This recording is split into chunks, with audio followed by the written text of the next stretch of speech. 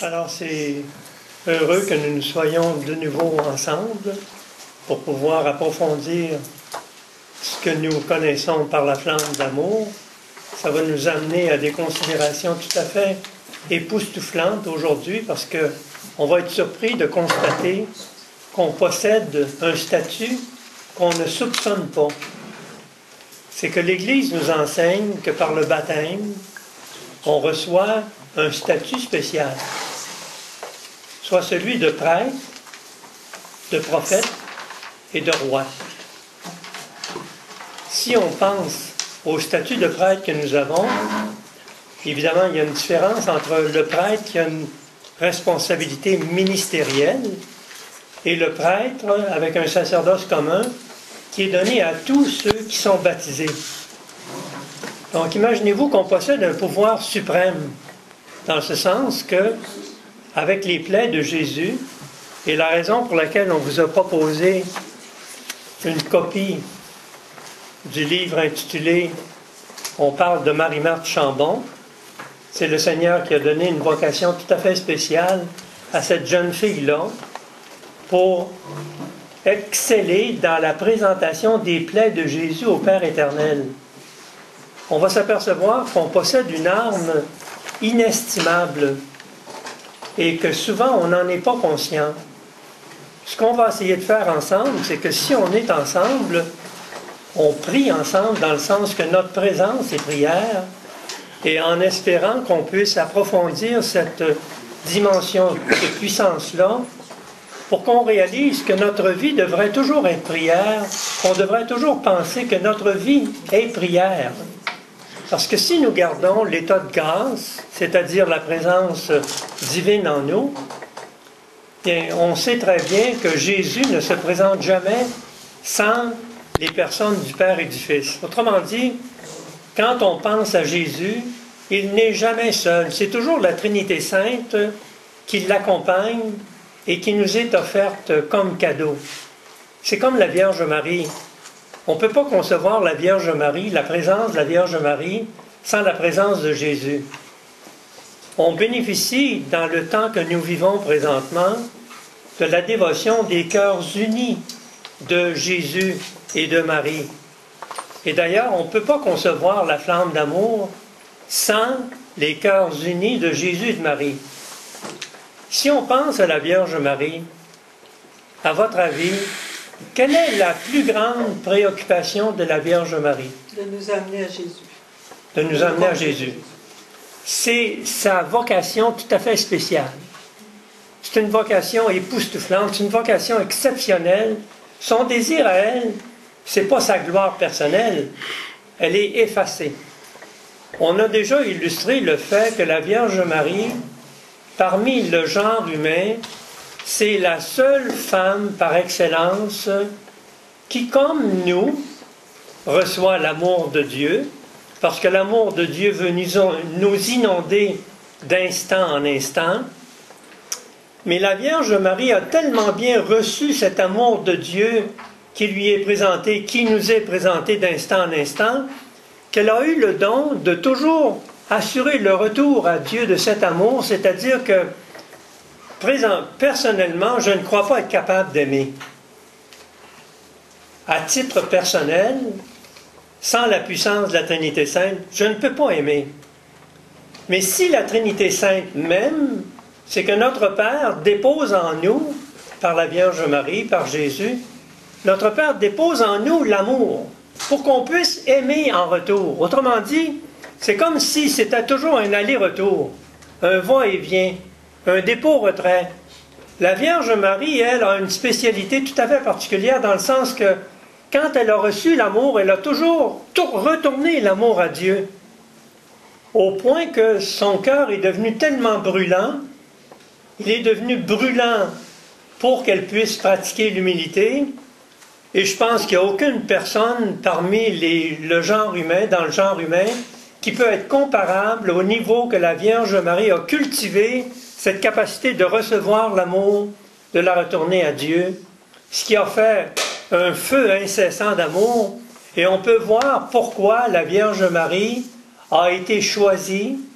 Et quand on lit le document qui nous a été remis pour dire notre chapelet, on s'aperçoit ici que le 2 février 1982, le Seigneur Jésus répondit: « C'est exclusivement grâce aux suppliques efficaces de la très sainte Vierge Marie que la très sainte Trinité accorda l'effusion de la flamme d'amour. » C'est-à-dire qu'ils ont relâché toute cette puissance d'amour, ils ont accepté que cette puissance d'amour puisse circuler en nous. Et quand on a pensé à ces choses-là, de les élaborer un peu, on s'est dit, on va demander à Gérard, qui a étudié depuis des années la flamme d'amour, ses atouts, cette puissance-là, de nous résumer en quelques mots de quelle façon il conçoit, lui, percevoir les messages par rapport à ce qu'on lit dans la question de la flamme d'amour. Alors on donne la parole à Gérard, puis on lui demande de nous parler de sa façon de concevoir la flamme d'amour. La flamme d'amour, moi je le vois dans cette grâce spéciale que le ciel nous a donnée pour aveugler le malin. Et on le voit surtout dans le répondre du « Je vous salue Marie », qui est la supplique qu'on nous a donnée. Répandez l'effet de grâce pour aveugler le malin. Et on retrouve cet aveuglement aussi lorsqu'on regarde la Sainte Messe, qui est la messe, on sait que l'Eucharistie, c'est la plus grande force qu'on connaît dans l'humanité. Il n'y a pas plus grand événement, plus grand, qui peut se passer dans une journée, dans l'univers, que la célébration d'une Sainte Messe. Et ça aussi, on dit, à travers la flamme d'amour, que c'est ce qui aveugle le plus Satan, c'est la Sainte Messe. Est-ce que tu te réfères aux 3 feuilles? On vous a remis des imprimés ici. Ce que Gérard a résumé en 3 pages, c'est le recto, le verso et la 3e page. Donc, c'est ça qui est en train d'illustrer ou d'élaborer? Oui, oui. Donc, on peut se référer à ce document-là. Tu vas nous indiquer à quel endroit on peut trouver le commentaire que tu veux élaborer? Oui, alors, vous savez ici. Alors, la supplique. Voici les différentes manières d'aveugler Satan avec la flamme d'amour du cœur immaculé de Marie. Où est-ce qu'on lit ça, là? Alors, ça, c'est au début du document en haut.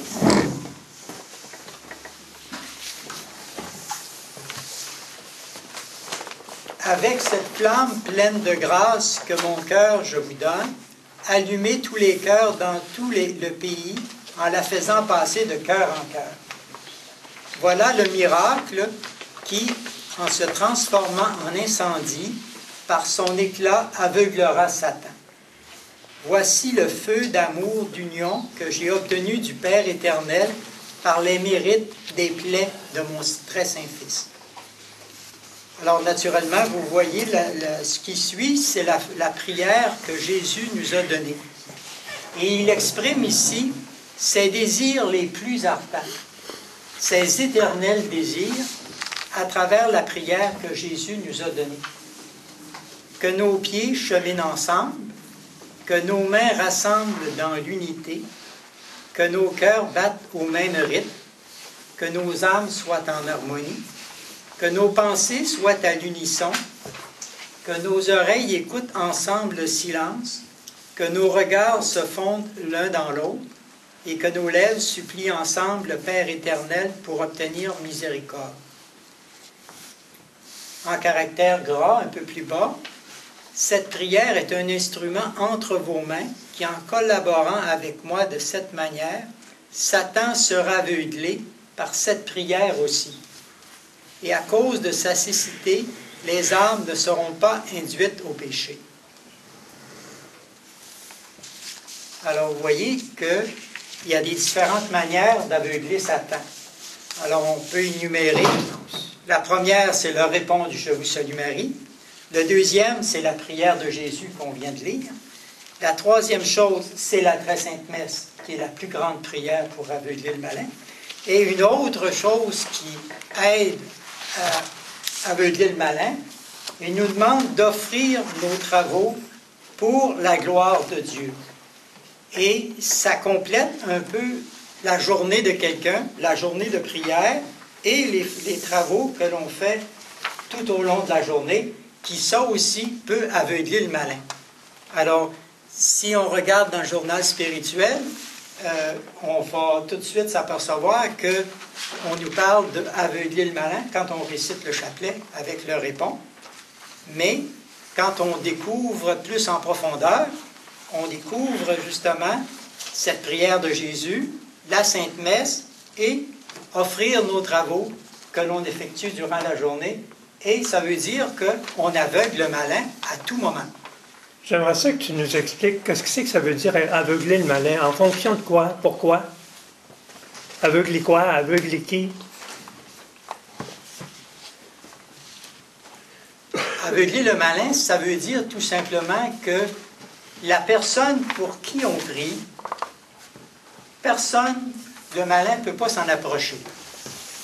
Alors, si on est en prière pour quelqu'un qui est mourant, à ce moment-là, on a la certitude que le ciel empêche le malin de s'approcher de cette personne et à ce moment-là, la personne va recevoir les grâces nécessaires pour son salut. Sans être perturbé par le malin. Sans être perturbé par le malin. C'est-à-dire qu'il lui est défendu par la flamme d'amour qui l'aveugle. C'est ça. De tenter le malin ou d'induire en tentation, c'est-à-dire la personne pour qui on demande de l'aide ou pour qui on prie. C'est ça. Ça suscite quelque chose dans notre esprit, cette question-là? J'aimerais ça qu'on puisse comprendre quelle est la puissance qui nous est donnée par la prière pour la protection des âmes pour lesquelles on prie. Est-ce que ça nous donne un sentiment qu'il y a un pouvoir en nous que nous n'exploitons pas assez ou que nous n'exploitons pas suffisamment ou que l'on néglige ou dont on n'est pas tellement conscient? Est-ce que je me trompe? La puissance de sa grâce, la grâce qui est un don gratuit du ciel.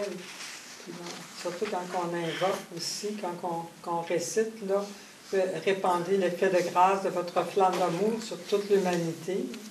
Ça veut dire que c'est grand, là, parce que ça touche tout le monde. Hein? Fait que parce que si on revient à ce qu'on a commencé à stipuler tout à l'heure, de par le baptême, nous recevons le statut de prêtre, prophète et roi. Alors, si on prétend que la Vierge Marie n'a qu'une grande préoccupation qui est celle des âmes, est-ce qu'on est d'accord là-dessus? Qu'on peut prêter à la Vierge Marie une préoccupation spéciale pour le salut des âmes. Oui. Puis c'est curieux parce que c'est la préoccupation majeure de Jésus. Est-ce qu'on est d'accord là-dessus? Oui. Jésus n'a qu'une seule préoccupation: plaire à notre Père. Dieu le Père a confié à Jésus des âmes dont nous sommes. Et le mandat de Jésus, sa tâche, c'est de sauver les âmes que Dieu lui a confiées.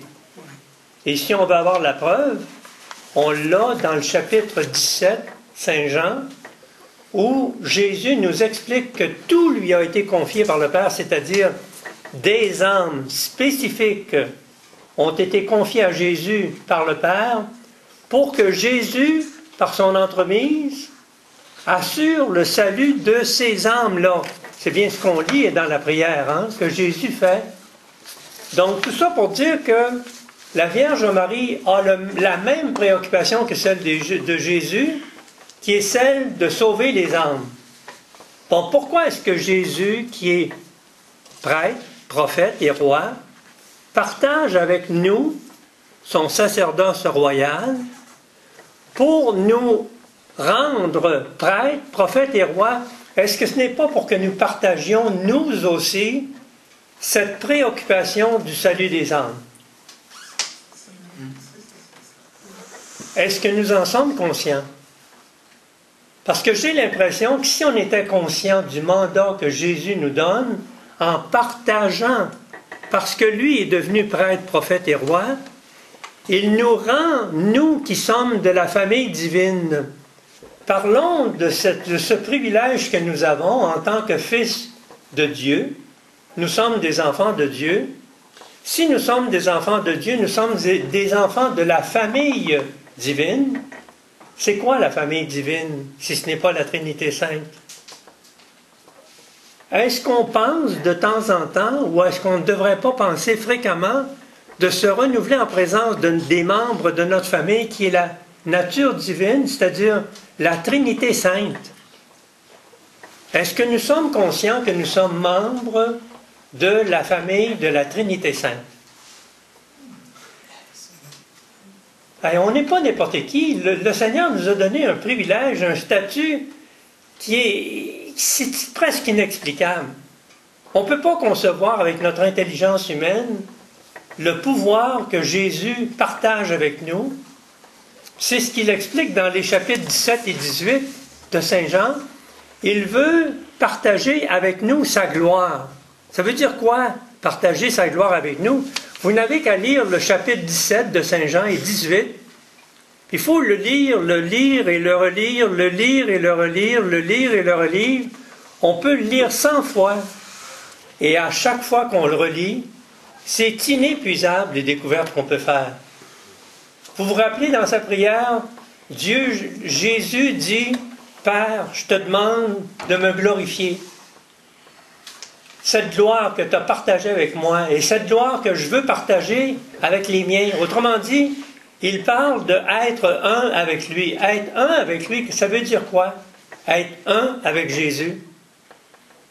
C'est que tout ce qu'il possède, il nous dit, tout ce que je possède t'appartient. Comme le Père dit à Jésus, tout ce que le Père possède appartient à Jésus, Jésus se retourne de bord, il nous regarde, il nous parle, il nous dit, tout ce que je possède t'appartient. Parce qu'il veut tout partager avec nous. Mais est-ce que, dans le fond, l'appel qu'il nous adresse, en partageant ses dons de prêtre, prophète et roi, en nous donnant le statut de prêtre, prophète et roi, est-ce que ce n'est pas pour nous rendre capables et habilités à faire comme lui, à travailler avec le souci des âmes? Et si on comprenait notre vocation, il est évident que tous les jours, on pourrait concevoir la puissance, que notre capacité d'intercéder pour les âmes permettrait la conversion, le salut de dizaines, de centaines, de milliers, de dizaines de milliers d'âmes par jour, par chacun d'entre nous. Qu'est-ce que vous en pensez? Est-ce que vous êtes d'accord que nous avons un statut réel de prêtre, prophète et roi? Le prêtre a une vocation particulière qui est celle d'offrir. Évidemment, notre prêtre, notre prêtrise à nous, c'est le sacerdoce royal commun des fidèles. Puis évidemment, une personne peut avoir reçu comme nous les dons, le statut de prêtre, prophète et roi, et devenir ministre, c'est-à-dire administrer les sacrements. Ça, ce n'est pas à notre portée, puis c'est nettement supérieur à nous, mais nous avons le même pouvoir d'offrir, c'est-à-dire que l'offrande est le cœur du devoir d'un prêtre que nous sommes. Notre puissance la plus, comment est-ce qu'on pourrait dire ça, la plus époustouflante, c'est de pouvoir offrir à Dieu le Père les plaies glorieuses, victorieuses et sanglantes de Jésus qui sont suffisantes pour assurer, si nous étions des spécialistes dans notre vocation de prêtre, prophète et roi, on peut assurer chacun de nous le salut de centaines de milliers d'âmes par jour. On s'arrête là-dessus? De centaines de milliers d'âmes par jour. Quand il parle avec des intimes, il parle de 2000 âmes minutes. Notre capacité est illimitée. Ça vaudra-t-il la peine qu'on s'arrête là-dessus, qu'on considère qu'on peut augmenter notre ferveur pour demander à Dieu la grâce de comprendre davantage la puissance qu'il nous propose d'offrir les plaies glorieuses, victorieuses et sanglantes de Jésus, en vertu desquelles nous demandons le salut des âmes. Qu'est-ce que c'est que ça suscite dans notre esprit? Êtes-vous d'accord qu'on est tous... comment est-ce qu'on pourrait dire ça, donc? Co-rédempteur. Oui, oui. Oui. C'est un devoir en tant que famille, dans la famille de Dieu, enfant de la famille de Dieu. Oui, oui, oui, oui. Mais pourquoi nous n'en sommes pas conscients? C'est parce qu'on n'en parle pas assez.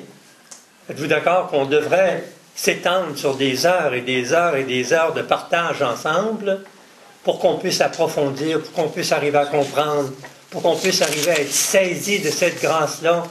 Mais si on revient à l'essence de notre prière, c'est que dans le fond, on ne réalise pas que tout est gratuit. Tout est gratuit. Croyez-vous qu'une personne comme moi puisse s'assurer le salut éternel sans la grâce de Dieu? Non. Puis-je prier sans la grâce de Dieu? Sans Dieu, on n'est rien. On n'est rien. Mais la bonne nouvelle est la suivante. Le Seigneur nous rappelle que nous sommes des serviteurs inutiles. Mais moi, je trouve que c'est une merveilleuse nouvelle. C'est une nouvelle époustouflante dans le sens que c'est comme s'il disait, vois-tu, sachant d'avance que tu es un serviteur inutile, je veux tout faire en toi, par toi et pour toi, pour te donner le crédit. Autrement dit, si on prie pour 100 individus, par exemple, et que notre prière est sincère, profonde et ardente, parce qu'on le demande à Jésus par ses mérites, les mérites de ses saintes plaies, il se met à l'œuvre et il assure le salut de ces âmes-là et il nous donne le crédit, comme si c'était nous qui étions responsables de leur salut. C'est assez fort, un peu? Nous autres, tout ce qu'on fait, c'est de lui demander d'avoir pitié des âmes pour lesquelles on prie. Puis lui, parce que notre prière est sincère, ardente et profonde, il la prend au sérieux, il fait le travail, il assure le salut de l'âme, et il dit à l'âme, ça c'est grâce à un tel qui a prié pour toi.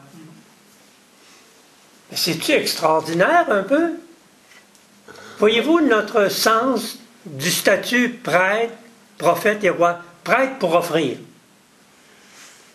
Quand on parle d'être agréé comme prêtre, ça veut dire que quand nous prions le Seigneur, Dieu le Père, Dieu le Fils et l'Esprit Saint, non seulement ils nous entendent, mais ils nous écoutent. Et ils ne demandent pas mieux que de satisfaire les vœux que nous exprimons face au salut des âmes. Ça se tient-tu, ça? Oui. Si on essaye de méditer sur l'amour infini de Dieu le Père, Dieu le Fils et Dieu l'Esprit Saint, on arrive à quoi? Est-ce qu'on est capable de comprendre l'ampleur de l'amour que Dieu peut nous manifester? Impossible. Non. C'est impossible, hein? Impossible. On sait que donner sa vie, hein, il n'y a pas de plus grand amour que de donner sa vie pour ses amis. Il le fait. Hein. On sait combien, en même temps, douloureux a été son don. Hein, quand on connaît là, toutes les souffrances qu'il a dû endurer. Là. Parce que, est-ce que quelqu'un parmi vous aurait entendu le Seigneur dire « Donnez-moi une âme disponible » selon ses goûts, là, selon ses qualificatifs, là, selon les qualités qu'il veut, là, et j'assure le salut du monde. Est-ce que quelqu'un a déjà entendu ça de la part de Jésus? Qu'il le ferait pour tout le monde, pour même une seule âme, oui. Il l'a dit dans les écrits de Louisa Picaretta. Oui, puis il le dit à d'autres saints aussi. Oui, Gérard? Dans la flamme d'amour, il dit pour une âme, pour la sauver, il serait prêt à venir à souffrir 1000 fois plus. Ça, c'est dans notre document de la flamme d'amour. Il n'y a pas besoin de revenir. Il a déjà tout fait. Une fois pour toutes, pour tous. C'est ça. Puis le dépôt, le dépôt, ce sont les plaies glorieuses, victorieuses et sanglantes de Jésus qui sont suffisantes pour assurer le salut de tout le genre humain de tous les temps. Mais c'est comme s'il venait dire vous n'avez pas compris encore. Je vais revenir une autre fois. Il faut-tu que je revienne à une autre fois? Est-ce qu'il faut que je revienne une autre fois? Mais c'est vrai que non, il ne reviendra pas une autre fois. Mais c'est vrai que je n'ai pas compris la raison pour laquelle c'est tellement immense, c'est tellement grand, c'est tellement illimité que nous n'avons qu'une petite idée de la réalité.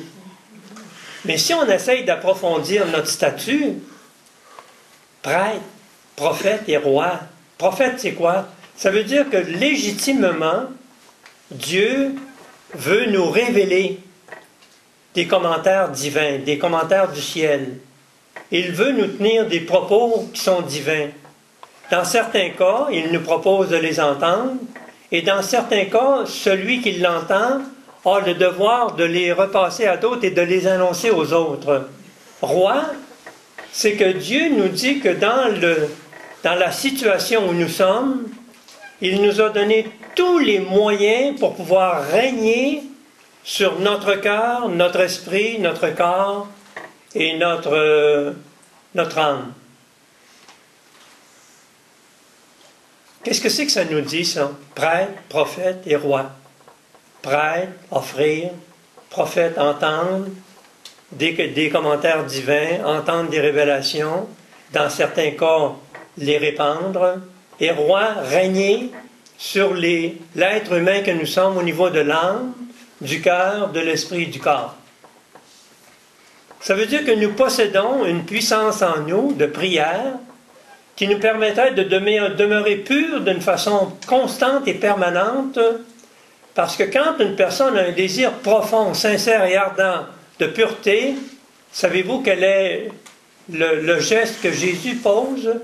C'est lui-même qui garde l'âme dans la paix, dans la pureté. C'est lui qui se charge de faire le nécessaire par-dessus ce que nous faisons pour nous garder sans péché et sans possibilité de commettre le péché. Mais évidemment, c'est difficile à croire quand on entend de ces choses-là pour la première fois ou qu'on n'a pas suffisamment entendu parler. Mais est-ce qu'on peut penser à l'amour infini de Dieu? Si son amour est infini, où c'est que ça finit? Il n'a pas de fin. Oui, Gérard? D'ailleurs, l'âme est infinie, est éternelle. Parce que c'est une créature de Dieu. Et Dieu, en créant une âme, il crée une créature parfaite. Qui, en rentrant dans la nature humaine, est affectée par le péché. Mais toute âme créée par Dieu est éternelle. Elle va vivre pour l'éternité, que ce soit dans le bien ou dans le mal. Mais c'est pour ça sa préciosité, parce que c'est une création de Dieu, c'est une création divine, en ce qui touche l'âme. Est-ce qu'on peut dire en plus, Gérard, que Dieu, en créant notre âme, lui donne une parcelle de la vie divine, une parcelle de Dieu lui-même, qui est unique en chacun de nous. Chacun de nous possédons une dimension unique à nous seuls, que Dieu nous donne. Il nous donne une parcelle de sa divinité. Est-ce que ça nous fait réaliser que... Et pour montrer sa puissance, c'est que il y a la conception à peu près d'un 500 000 personnes par jour. Alors le Père éternel crée de sa divinité à peu près 500 000 âmes par jour. Puisqu'on sait qu'il y en a 110 000 à peu près qui sont avortés. On sait qu'il y en a à peu près 300 000 qui quittent la Terre. Puis, la différence de ceux qui sont conçus, la Terre va augmenter à peu près de 100 000 par jour. Et ça veut dire que le Père éternel, Dieu, Trinité Sainte, crée à peu près 500 000 âmes par jour. C'est la réalité. Oui.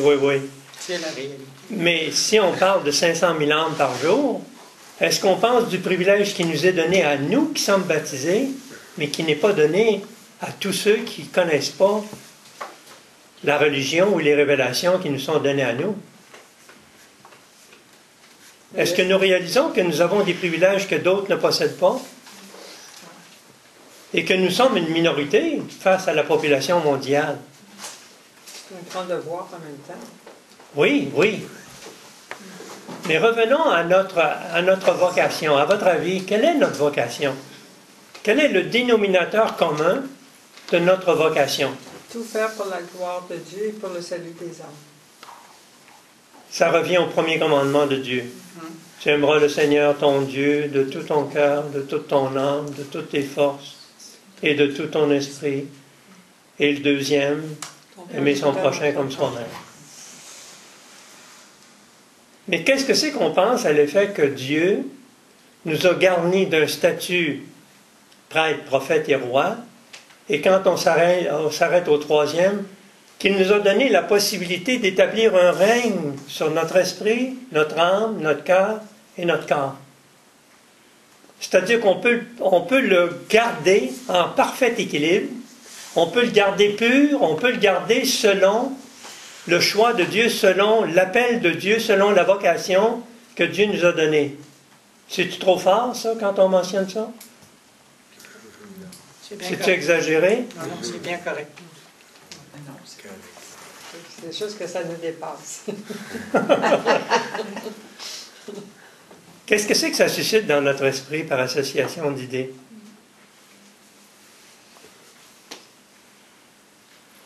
Qui, quoi, quand, comment, pourquoi ou combien, ça nous dit-tu quelque chose?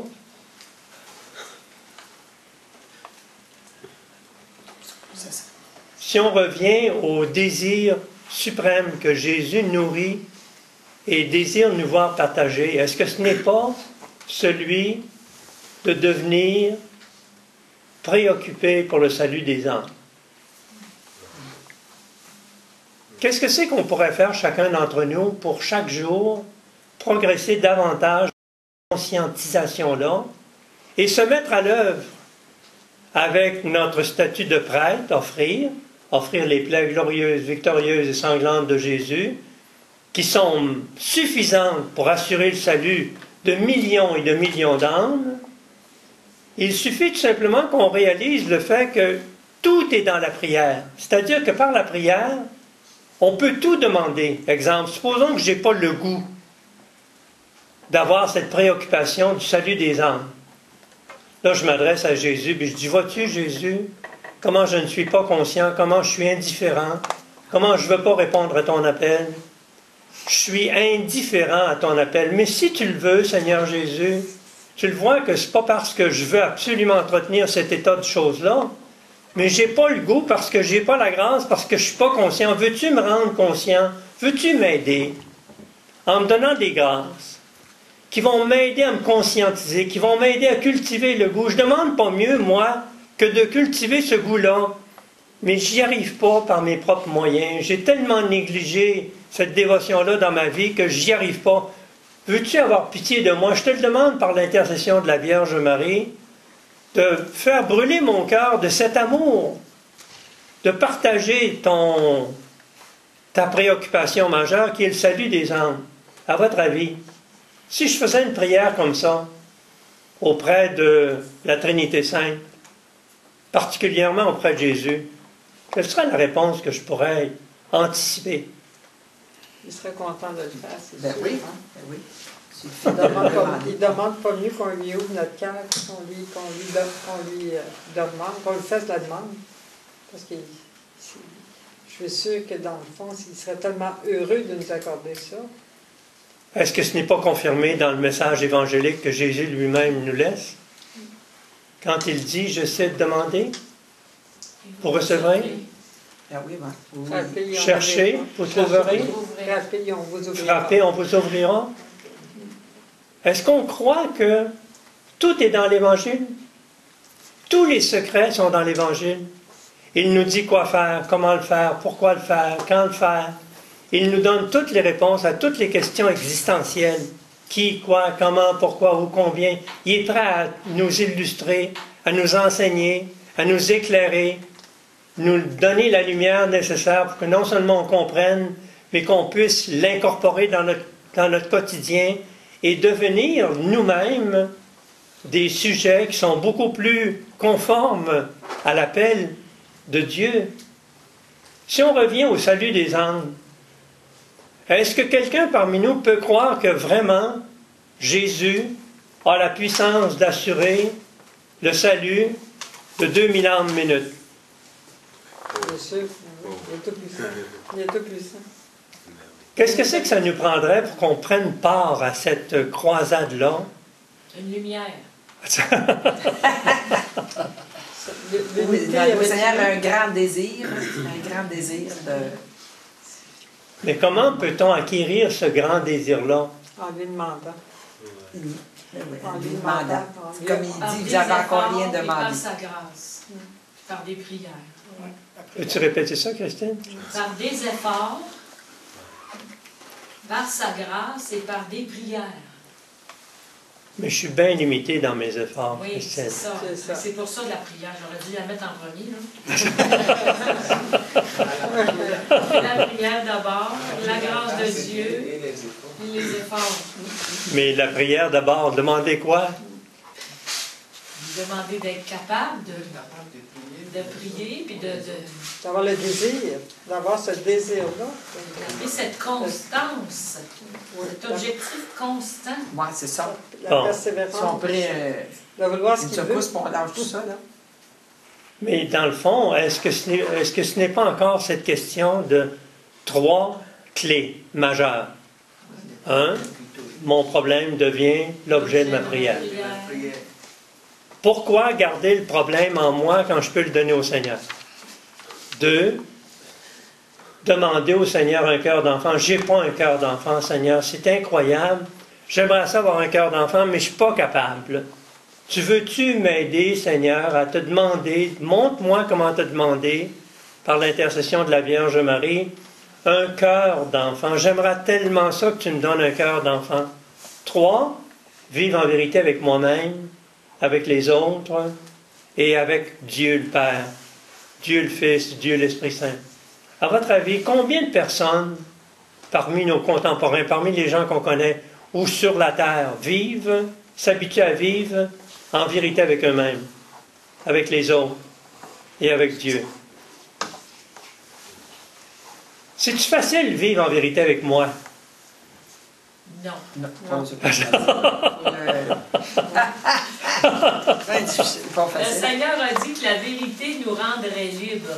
Oui, on n'est pas Alors, libre. on n'est pas libre, puis on n'est pas la vérité. Alors, Il est la vérité. Donc, c'est Mais pourquoi est-ce que c'est si difficile de vivre dans la vérité? parce qu'on est coupé de lui, c'est notre volonté humaine qui fait obstacle. Qui fait obstacle. C'est curieux parce que quand tu parles de volonté humaine, C'est ça. le Seigneur nous explique dans le livre qui vous est remis, là, que celui qui fait sa volonté devient un ennemi de la croix. Parce que vouloir faire sa volonté, mais c'est évidemment le fait qu'on refuse de faire la volonté de Dieu. Est-ce qu'on est d'accord là-dessus? Comme Adam et Ève ont fait. On a les conséquences. Mais qu'est-ce que c'est qu'on pourrait ajouter? Comment peut-on procéder pour devenir des apôtres vigilants qui ne pensent qu'à une chose, préoccupation, le salut des âmes? Qu'est-ce que c'est qu'on pourrait faire? Comment est-ce qu'on pourrait procéder? De quelle façon est-ce qu'on pourrait réfléchir, penser, prier? Qu'est-ce que c'est qu'on devrait faire pour que ça devienne un objectif majeur dans notre vie personnelle, de chacun d'entre nous? Désirer sa volonté, sa divine volonté. Désirer, puis lui remettre la nôtre pour qu'il la transforme. Mais c'est pas facile, ça, Non, mais Jocelyne. comme vous dites, mon problème devient l'objet de ma prière. L'abandon complet. Hein? Mais je suis pas capable de m'abandonner, C'est ça. moi. C'est ça qui est difficile. Il faut qu'il le fasse en nous. Je suis tellement imbu de moi-même, je suis pas capable de m'abandonner. On le fait un peu en partie, mais on ne le fait pas en plénitude, c'est ça. Veux-tu répéter? Il dit, on le fait en partie seulement, mais on ne le fait pas en plénitude. Parce que pour assurer le salut, hein, c'est ça, hein? L'ouverture du chemin du salut dans toute sa plénitude. qu'il mette sa toute-puissance dans notre néant, dans notre pauvreté.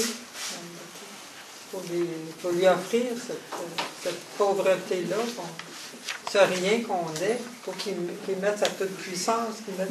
Mais est-ce qu'il suffit d'une prière de temps en temps? Non, il faut que... Prier sans cesse, c'est dit dans l'Évangile. Tiens, il aborde ensemble. C'est dit dans l'Évangile, prier sans cesse, c'est pas pour rien. Parce que le Seigneur commence en disant, il faut prier, toujours prier, sans cesse prier, sans relâche. Ben oui, c'est ça. Mais j'arrive jamais à prier sans relâche. Je ne suis pas capable de prier tout le temps partout. C'est ça. Donc c'est notre nature humaine qui prend le dessus tout le temps. Donc c'est l'amour propre qui prend toujours le dessus. Ouais. C'est effrayant, ça. Ça fait peur. Il demandait, Seigneur, détache-moi des choses de la terre. Oui, oui. Mais il faut que tout devienne prière, tout ce qu'on fait, tout ce qu'on pense, tout ce qu'on est devienne prière. C'est-à-dire en lui offrant tout comme une prière, en étant unis à lui, c'est le seul moyen qu'il vienne vivre en nous. Il faut qu'on puisse le faire, que ce soit lui qui le fasse en nous. C'est ça. Christine, ça brûle, là. Moi, je pense qu'il faut prendre un temps d'arrêt, une grande respiration pour réfléchir à la vie qu'on mène. Personnellement, quelle sorte de vie que je mène? Où est la place de Dieu dans ma vie, dans ma journée? Quel pourcentage que je donne à Dieu? Bon, veux-tu qu'on développe un peu le statut dont tu parles, là? Si, par exemple, j'essaye de réaliser quelle est ma dignité, moi, en tant qu'être humain. Quelle est ma dignité? Fils et fille de Dieu. Ensuite. Enfant de Dieu. Ensuite. Faire aussi sa volonté. Sauver, pardon? racheter. Faire aussi sa volonté. Oui, mais ça ne me le dit pas tellement. J'y pense de temps en temps, mais c'est pas constant. C'est ça. C'est pas sérieux, mon affaire. C'est ça. Oui. Jésus s'est mis à genoux devant l'être humain pour lui laver les pieds. Ça nous révèle notre dignité. Serviteur de Dieu. Il s'est abaissé. L'humilité. Mais si on pouvait penser à plusieurs statuts en tant qu'enfant de Dieu, il me semble que ça nous aiderait à rehausser, comment est-ce qu'on pourrait dire ça, donc cette aspiration qu'on devrait nourrir d'une façon constante et permanente. Si je me référais, par exemple, que je suis un enfant de la Trinité Sainte, si je réalisais que je suis un enfant de Dieu qui non seulement par le baptême a reçu des statuts extraordinaires comme prêtre, prophète et roi, mais je suis choyé, je suis protégé, je suis aimé, je suis entouré, je ne sais pas si on pouvait là, nourrir cette question de dignité de soi-même. Quel est le sentiment de dignité que nous avons envers nous-mêmes? Est-ce que nous réalisons que nous sommes des enfants de Dieu, de la famille de Dieu, de la famille de la très sainte Trinité? Dans quelle mesure est-ce que nous en sommes conscients pour pouvoir le vivre quotidiennement, d'heure en heure, de minute en minute, d'instant en instant? Pardon? Moi, je parle de la prière. Il faudrait toujours en contact, rester en constance, en contact avec le Seigneur par la prière. Mais comment est-ce qu'on fait ça, prier tout le temps? C'est ce que nous faisons aussi. Comment est-ce qu'on fait ça, prier tout le temps? Prier tout le temps, c'est tout ce que nous faisons en la journée. Si on le faisait bien, en pensant que nous faisons pour aider quelqu'un, pour apporter à quelqu'un un soutien, un réconfort, je pense que à l'esprit, ça... Comme ça, vous priez tout le temps. Oui, c'est ça, c'est la prière. Mais vous priez tout le temps. C'est la prière, ça. Vous? Oui, Oui. c'est la prière. J'ai pas réussi ça encore. Mais il peut tout faire en lui, par lui et pour lui. Donc, il faudrait qu'on se remémore constamment cette dimension-là pour pouvoir en vivre. En lui, par lui et pour lui, par l'intercession de Marie. Mais quels seraient les moyens les plus efficaces par lesquels procéder pour y arriver? Lui remettre tout. Tout lui remettre. ça, Mme Kilden? Il faut prendre- S'ouvrir le cœur à sa grâce. Oui.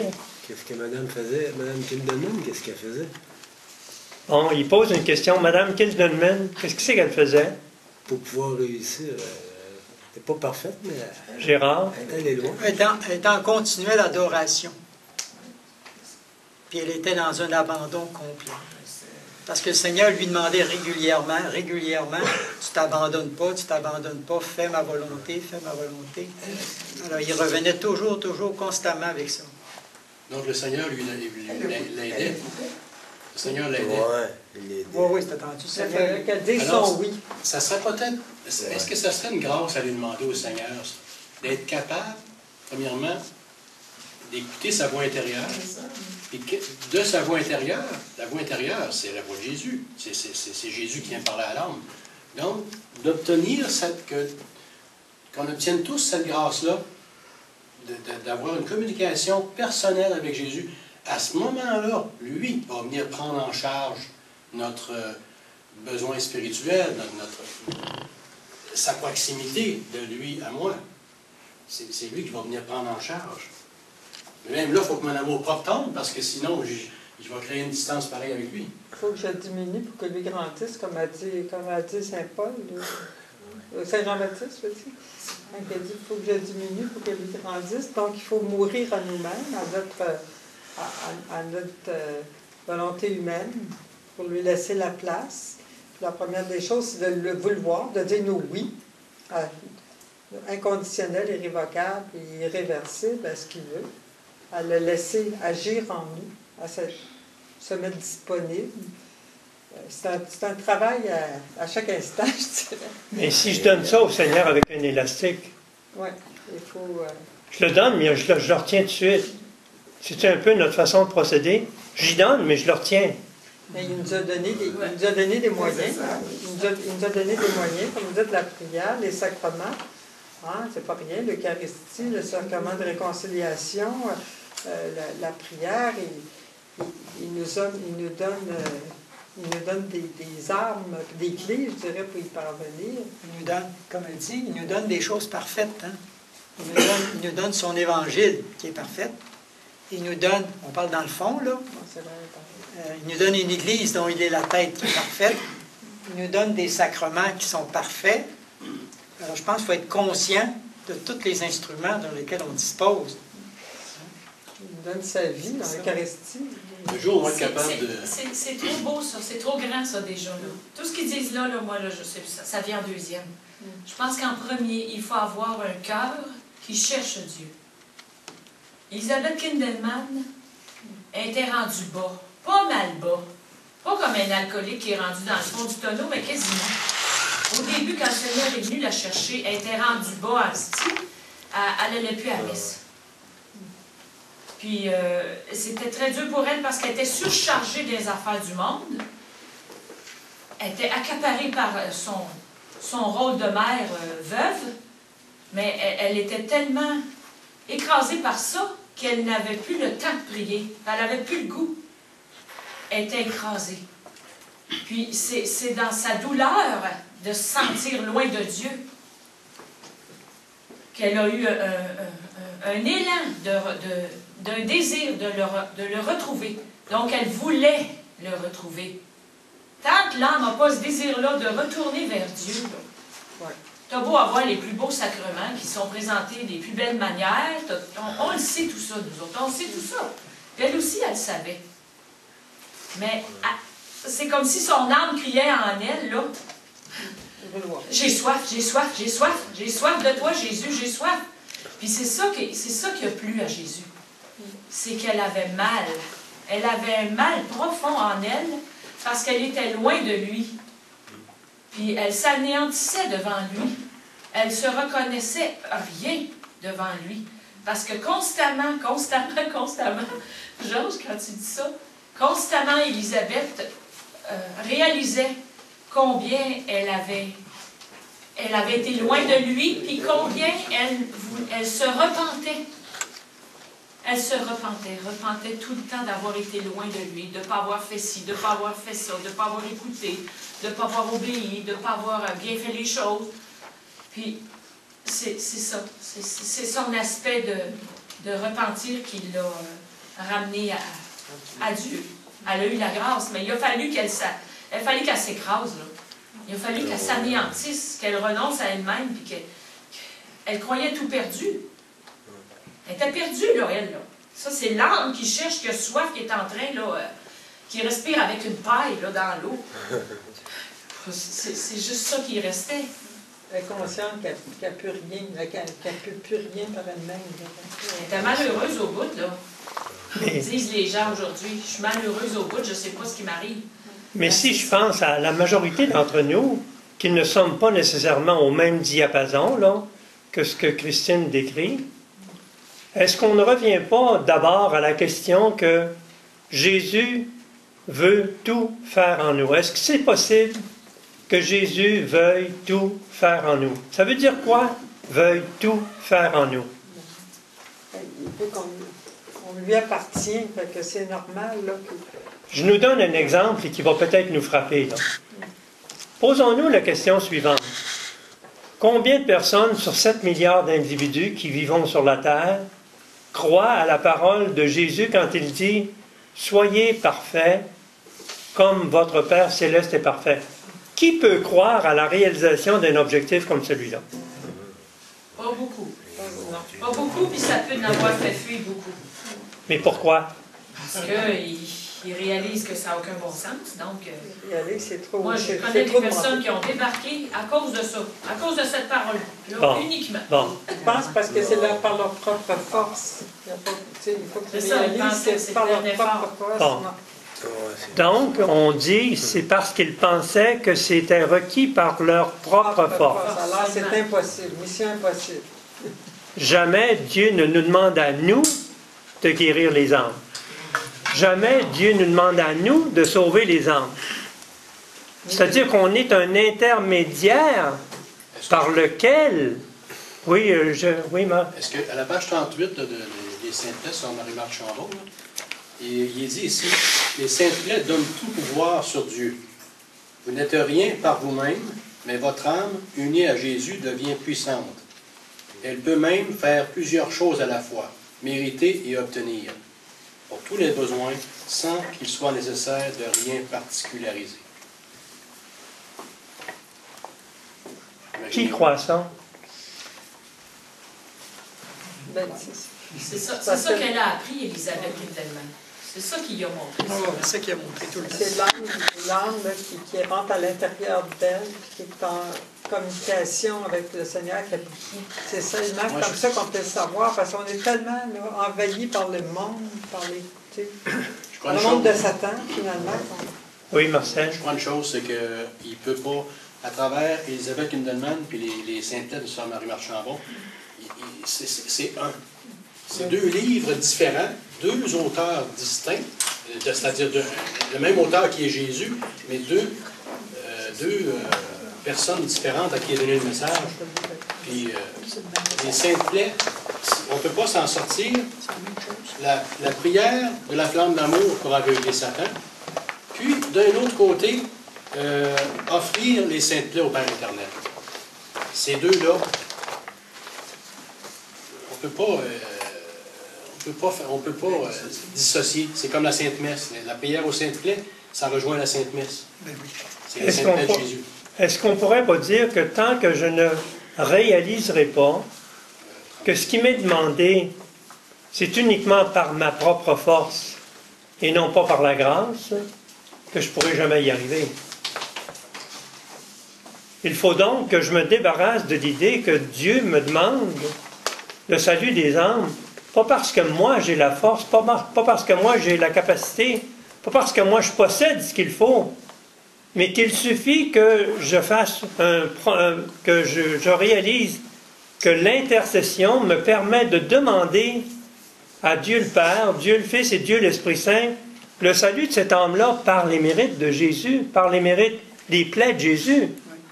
Donc ce n'est plus moi, ce n'est plus ma capacité, ce n'est plus ma force à moi. C'est la force de Dieu qui s'applique et qui peut régler le problème. Alors, le problème que j'ai, c'est parce que je suis un ignorant.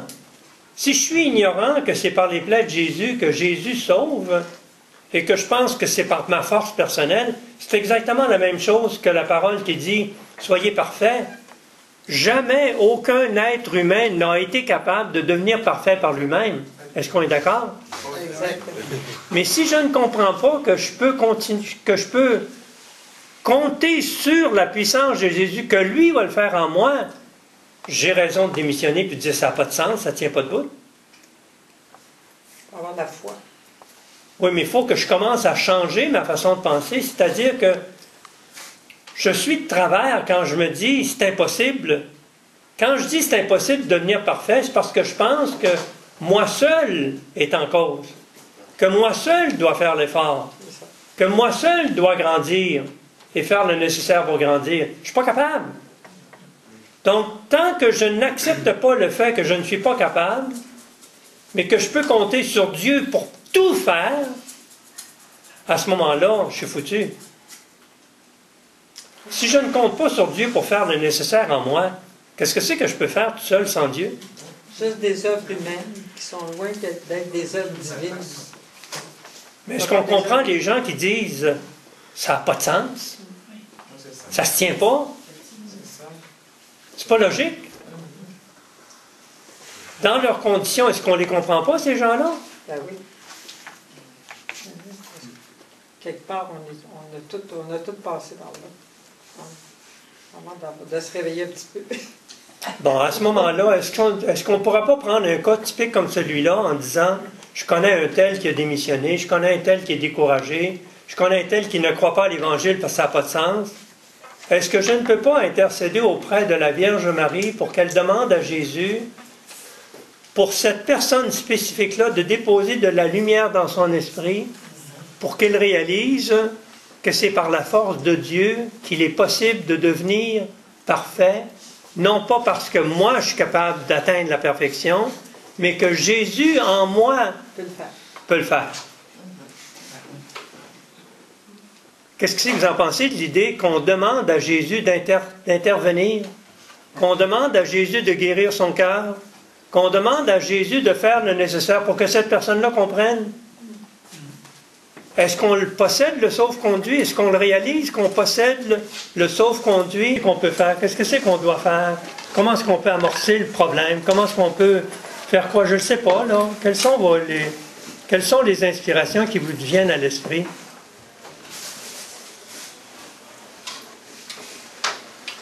Est-ce que quelqu'un aimerait commencer?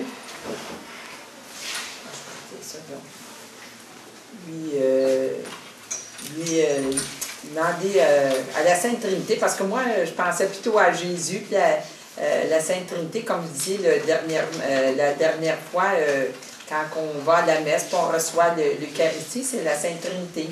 De leur demander, en tout cas, ce grand désir-là de la prière, je pourrais dire ça, donc, de la présence constante dans la prière, dans le travail, dans tout ce que nous faisons dans notre journée, hein? D'être en contact avec lui, puis demander l'Esprit Saint aussi qui vienne, et puis avoir un grand désir de prier pour toutes les âmes. Des fois, on prie personnellement pour certaines personnes, pour nous autres, pour être personnellement pour les autres aussi, puis pour toute l'humanité. Mais c'est curieux, je l'entends parler, puis je me dis, il est en train de nous parler des 3 dons qui nous sont donnés en tant que prêtre, prophète et roi, le don de piété, le don d'offrande et le don d'intercession. Elle nous parle d'intercession, elle nous parle de piété, prier, demander, prier, intercéder. Curieux, hein, son langage, là. C'était vraiment en fonction de prêtre, prophète et roi. Intercéder, on reçoit les dons de piété, d'offrande et d'intercession. Mais le problème, c'est que si on ne le pratique pas, ça se peut-tu qu'on le perde? Oui. Autrement dit, moins on le fait, moins on veut le faire, plus c'est difficile, plus c'est compliqué. Mais plus on le fait, plus on veut le faire, plus c'est facile, moins c'est compliqué. Je ne sais pas s'il n'y a pas quelque chose dans ce sens-là, là, qui nous concerne. La constance. La constance. La constance. Quand dans l'Évangile qu'ils nous disent prier sans cesse, mais c'est vrai. Parce que c'est comme vous dites, on le perd. Comme la lampe s'éteint. Regardez la lampe allumée. Oui. Quels sont les autres commentaires qu'on aimerait faire à savoir qu'est-ce que c'est qu'on est en train de conscientiser? Qu'est-ce que c'est qu'on est en train d'étudier, d'approfondir à l'effet que ça peut nous raviver, ça peut nous rendre plus brûlants, ça peut renouveler un cœur d'amour en nous pour qu'on puisse répondre à l'aspiration que Jésus a face à nous, que l'on devienne des apôtres qui n'avons qu'un souci, le salut des âmes. Est-ce qu'on veut contribuer? Est-ce qu'on peut contribuer? Est-ce qu'on aimerait contribuer? Est-ce qu'on aimerait cultiver ces habitudes-là? Qu'est-ce que c'est qu'on devra faire? Demander le désir de la flamme d'amour, pour pouvoir la propager à d'autres. Recevoir le don de la flamme d'amour, qui est la Trinité Sainte, afin de pouvoir afin de le laisser circuler à travers nous. Bon, ben Gérard. Élisabeth a demandé au Seigneur de l'attacher à ses pieds. Alors, le Seigneur lui avait répondu après un certain temps. Ils ont dit, ben là, tu m'as promis que tu t'attachais à mes pieds. Alors, parce qu'il a demandé l'abandon et ainsi de suite. Alors, c'est pour ça là, que ça rejoint un peu ce qu'on parlait, là, par rapport à ce que Élisabeth était prête à faire pour Jésus, pour sauver des âmes. C'était s'attacher au Seigneur, faire sa volonté, s'abandonner complètement. Alors, c'était le but, c'était vraiment de faire ce que Jésus lui demandait. J'écoute Gérard, puis je me dis, c'est quoi qui nous fait peur dans certaines considérations? Est-ce que ça se peut qu'on soit envahi par la peur de l'inconnu, la peur de ce que ça va demander, la peur de perdre notre vie personnelle. La peur des souffrances. Des souffrances, là. Ah? La peur des souffrances. Ouais. La peur de perdre notre petite vie personnelle. Tu sais. On a peur que ça dérange? Ça dérange nos habitudes, notre vie personnelle, parce que là, là c'est de la vie de Jésus qu'on doit faire. Il nous a demandé sa vie à lui, sa présence, qu'il vienne vivre en nous. Alors, c'est une vie humaine, c'est une vie divine. Hein? Alors, il faut abandonner, il faut dire oui à laisser notre vie humaine, notre volonté humaine pour ça. C'est certain que c'est pas facile. Apparemment que c'est le plus difficile. Et comme vous dites, par nous-mêmes, c'est impossible. Donc, il faut lui offrir ce qu'il vient de faire. Dans quelle mesure est-ce qu'on croit à Jésus quand il dit « Rappelez-vous que vous êtes des serviteurs inutiles. » Mais est-ce qu'on ne peut pas renverser la vapeur en disant « Mais c'est-tu pas merveilleux un peu? C'est-tu pas une découverte sensationnelle?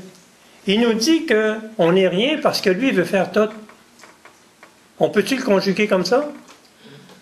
Oui. On peut le conjuguer comme ça? Mais pourquoi qu'on ne le laisse pas faire? Moi, je voulais vous partager en toute simplicité. C'est sûr que moi, je vous compte en toute simplicité. Auparavant, avant que je fasse cette rencontre d'amour avec mon Dieu vivant qui habite en moi, chacune de nous, par la flamme d'amour de la Vierge Marie. Et c'est sûr que vraiment ma vie était j'étais plus négative auparavant. Et depuis que j'ai fait cette rencontre intérieure avec le Dieu d'amour et la flamme d'amour de la Vierge Marie, ma vie a été transformée. Il y a plus de positif et même la manière que je m'exprime, la manière que face à mon dialogue et tout cela, il y a eu vraiment beaucoup de merveilles qui s'est passé. C'est grâce à Dieu, grâce à la flamme d'amour de la Vierge Marie. Et vraiment, il y a eu beaucoup d'amélioration. Même dans mon état de santé, je vous donne un exemple, moi j'ai une santé au niveau vraiment du côté médical, ils disent que c'est une maladie incurable, mais qu'est-ce que je vis? Et c'est sûr que je sais qu'avec le Seigneur, la flamme d'amour de la Vierge Marie, Il y a des guérisons qui se passent de l'âme et du cœur tout d'abord, et sur l'aspect physique, ça va de mieux en mieux, et je le confirme parce que moi, de mon bord, ça va de mieux en mieux. Ce qui m'étonne dans ce qu'elle a dit, c'est qu'il y a d'abord la guérison du cœur. Je pense qu'elle a commencé par le bon bout, hein? Dans le fond, à votre avis, quelle place prend le cœur dans nos vies? Ah, il prend toute la place. Parce qu'il y a tous les êtres humains là, sur la Terre, on ne vit qu'en fonction de l'amour. Si on n'est pas aimé, tout commence à aller de travers. Et c'est toute la dimension de l'amour. On a soif d'amour à tout instant. D'ailleurs, quand on parle, puis on dit, ben, je bois pas cette eau-là parce que je l'aime pas, lui, je lui parle pas parce que je l'aime pas, l'autre, ça, je prends ça parce que j'aime ça. C'est toujours ce qui est dans la bouche des gens quand ils parlent. Toujours en fonction de l'amour. Mais Gérard, ce que je trouve contradictoire, pas dans ce que tu dis, mais dans ce que tu nous fais, dans ce que tu nous proposes, là, si l'amour de Dieu est gratuit, pourquoi est-ce qu'on le refuse? Parce que c'est un amour Parce que humain. ça peut satisfaire tout l'amour dont on a besoin. C'est un amour égoïste à ce moment-là. Donc à ce moment-là, c'est pas de l'amour. On parle d'amour, mais c'est pas le On véritable utilise le terme amour, mais c'est pas de l'amour. C'est pas de l'amour que dans le fondement là, de l'amour. Ce ne sera pas de la luxure de la pensée, la luxure des désirs, oui, la luxure des sentiments, la luxure des émotions. Ça. Autrement dit, l'être humain prend tellement de place qu'il n'y a plus de place pour Dieu. C'est ça, on mélange les deux, là. Mais est-ce qu'on a raison de dire qu'en dehors de l'amour de Dieu, il n'y a pas d'amour? C'est ça. C'est de la haine. C'est ça.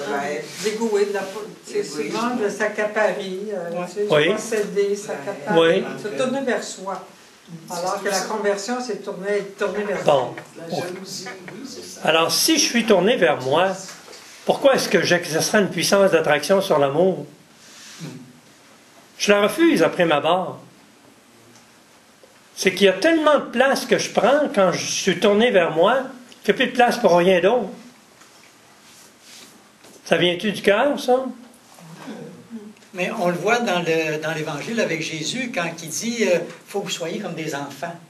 Alors, on sait bien que lorsqu'on approche un enfant de 3-4 ans, puis qu'il nous regarde avec un grand sourire, c'est qu'on sent qu'en lui, c'est un être d'amour. Puis là, c'est pas de l'amour faké, comme on dit, hein? C'est un amour vrai. Il te fait un beau sourire, là. Alors là, on sent que Dieu a mis dans chaque être de l'amour. Puis tout à coup, après un certain âge, là, on perd petit à petit cette dimension de l'amour qu'on se trouve à mélanger avec le véritable amour. Hein? Comment devrait-on procéder pour se laisser aimer par Dieu tel qu'il l'entend? Tel qu'il le désire? S'abandonner à lui. Mais je ne suis pas capable de m'abandonner, moi. Lui, comme vous dites, ça revient, mon problème devient l'objet de ma prière. Il faut pas l'oublier, toujours se mettre le plus possible, prendre le temps d'être en sa présence, hein, dans l'adoration, les sacrements, la prière. Il y a un combat à mener, hein? On commence à connaître ton truc. C'est un bon truc. C'est un bon truc. Êtes-vous d'accord qu'il y a un combat à mener, hein?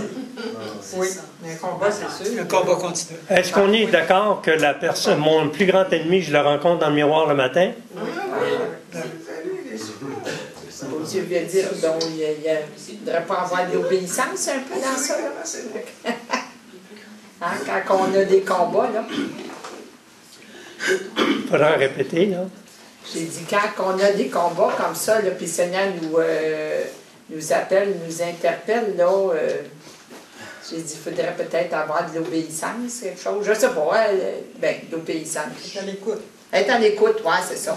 Ça se peut-tu que le Seigneur nous dise qu'il nous parle tout le temps, mais on n'écoute pas? Oui. Oui. Il y a des fois, le bruit extérieur qui nous accapare. Il y a des fois, ça ne nous tente pas du tout d'écouter. Hein? Regardons ça! Regardons ça! Oui, c'est vrai, ça. Je pense que les bruits sont intérieurs aussi. Oui, il y a aussi intérieur et extérieur, c'est vrai. Mais je me pose la question souvent, qui est la suivante. Notre plus grand problème n'est-il pas de se laisser aimer par Dieu? Est-ce qu'on aurait la racine de nos problèmes, là? Oui. On ne veut pas se laisser aimer par Dieu parce qu'on a pris le contrôle de notre vie. C'est notre volonté qui mène. Puis avant que j'abandonne ma volonté, oh, monsieur, ça va me prendre tout un équipement, puis toute une capacité, hein, avant de renoncer à ma volonté propre. En plus, c'est qu'on ne le connaît pas, on n'en est pas bien instruit. Comme Jésus se plaignait que la jeunesse dans le monde ne le connaît même pas. Alors comment voulez-vous qu'on fasse la volonté de quelqu'un quand on ne le connaît pas suffisamment pour s'abandonner à lui? C'est ça. C'est un début, le connaître, l'aimer, le servir. Mais dans le fond, Gérard, si on reprend on recoupe tes paroles, on ne le connaît pas. Est-ce que la raison pour laquelle on ne le connaît pas, c'est parce qu'on veut pas le connaître? On n'a Parce pas que- d'excuses, nous. Nous n'avons pas d'excuses. Bon. Nous Mais- sommes ici. Mais même ici, Pas facile, là, cette Mais excuse. même ici, là, Les jeunes ne le connaissent pas, c'est correct, ils ont des raisons pour ça. Mais nous autres, on n'a pas les mêmes raisons qu'eux. là. tu veux dire que nous autres, on est responsables si on Ben, l'ignore. on a un pas en avant de plus qu'eux, là.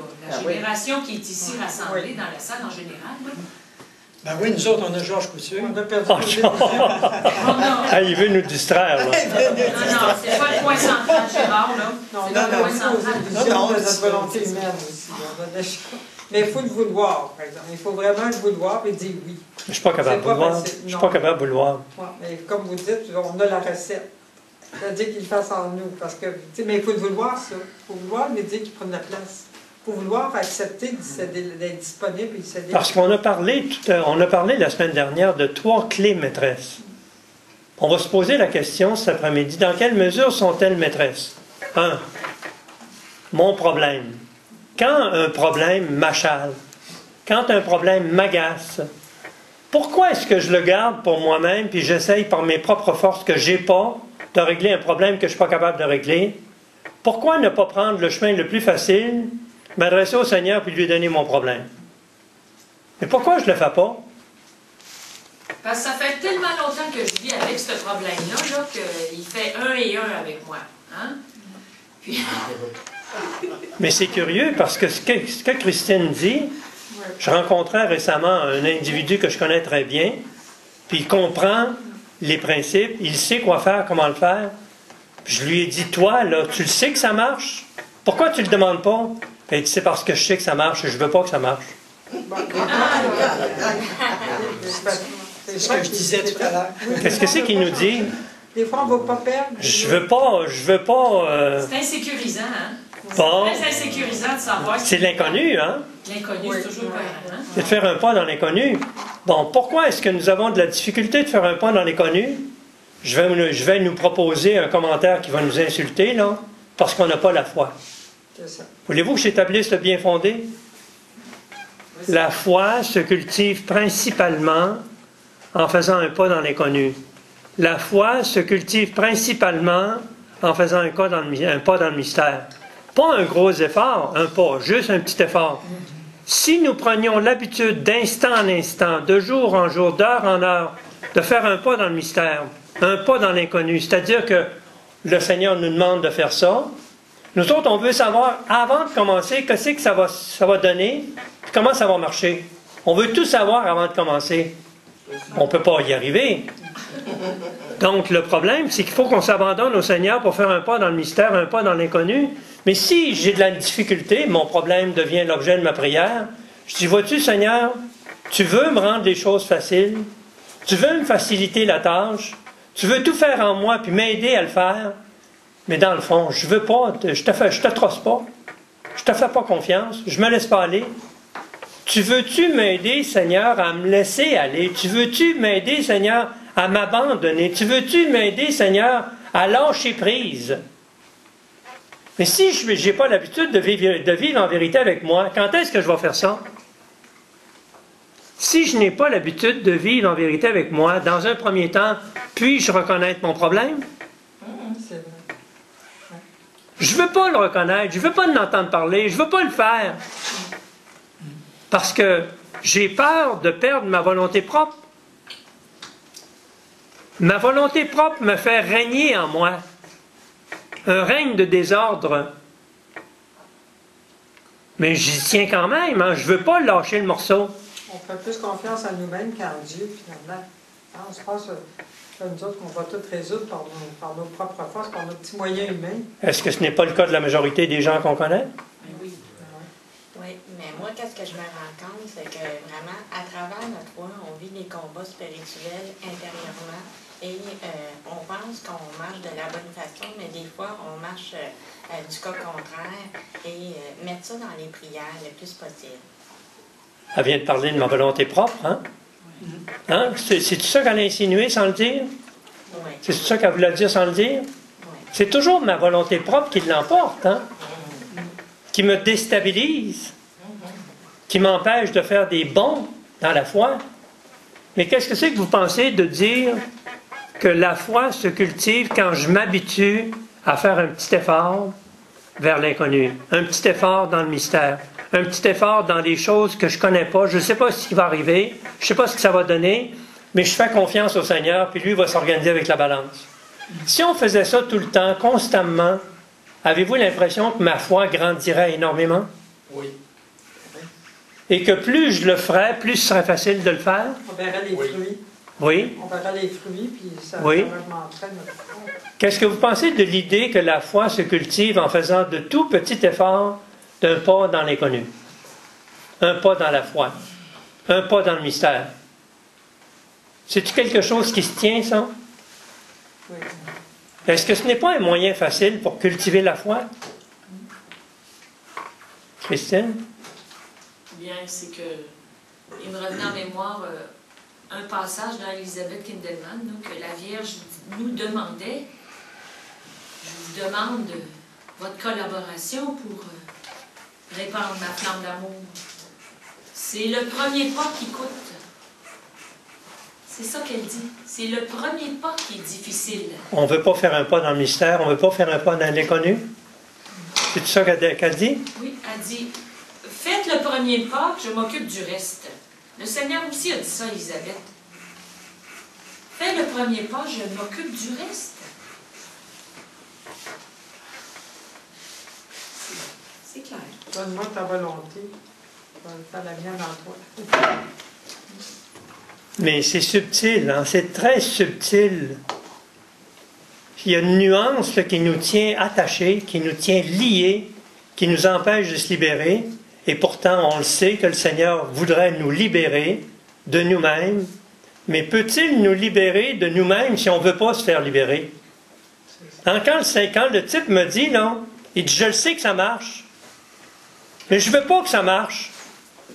Je ne veux pas guérir. Hey, c'est fort, hein?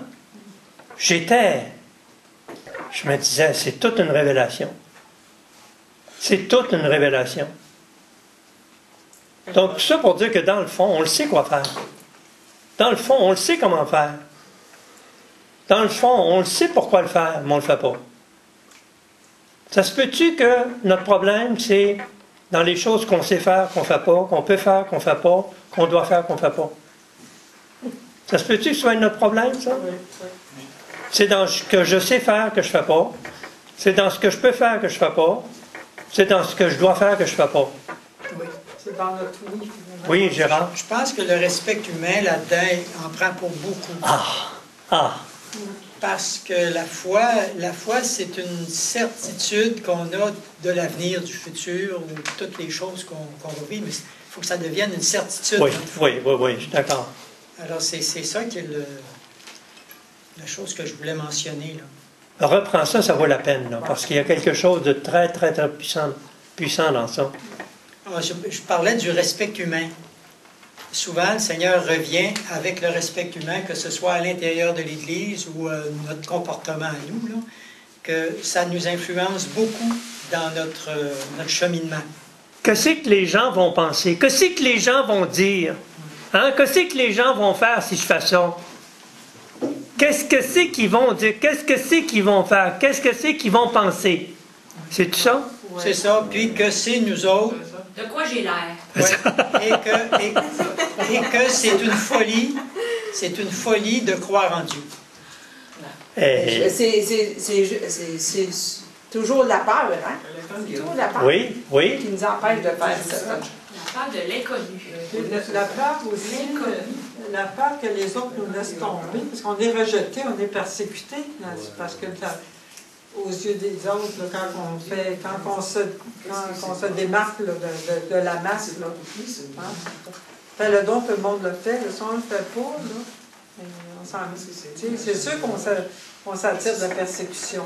Hein? Regardez Jésus, c'est le premier. Hein? Quand il a dit la vérité qu'il était, qu'est-ce qu'on a fait. Hein? Il y a de ça aussi, hein? Ça peur aussi que les autres nous rejettent, que les autres nous... Si on revient au statut de prêtre, prophète et roi, et qu'on revient à la question que nous sommes équipés par 3 dons, soit le don de piété, d'offrande et d'intercession. Quel est le don que nous négligeons le plus qui nous empêche d'avancer rapidement? Quel est le don que nous négligeons le plus et qu'on devrait cultiver le plus? Je me pose la question. L'abandon. Oui, mais pour m'abandonner, il faut que je prie pour demander la force de m'abandonner. Moi, je dirais le vouloir. Faut dire oui. Mais pour vouloir, il faut que je demande à Dieu de déposer la grâce que je vais vouloir faire sa volonté. À lui offrir notre volonté humaine. Mais pour lui offrir, pour offrir à Dieu ma volonté, il faut que je lui demande la possibilité de me dégager, de me détacher. Oui.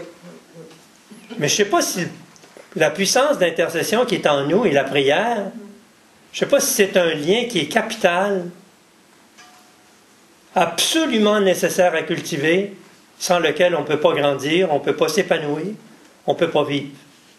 Je me demande quel est le don que nous négligeons le plus, ou bien le don qu'on devrait cultiver davantage, le don le plus important, qui débouche sur les autres.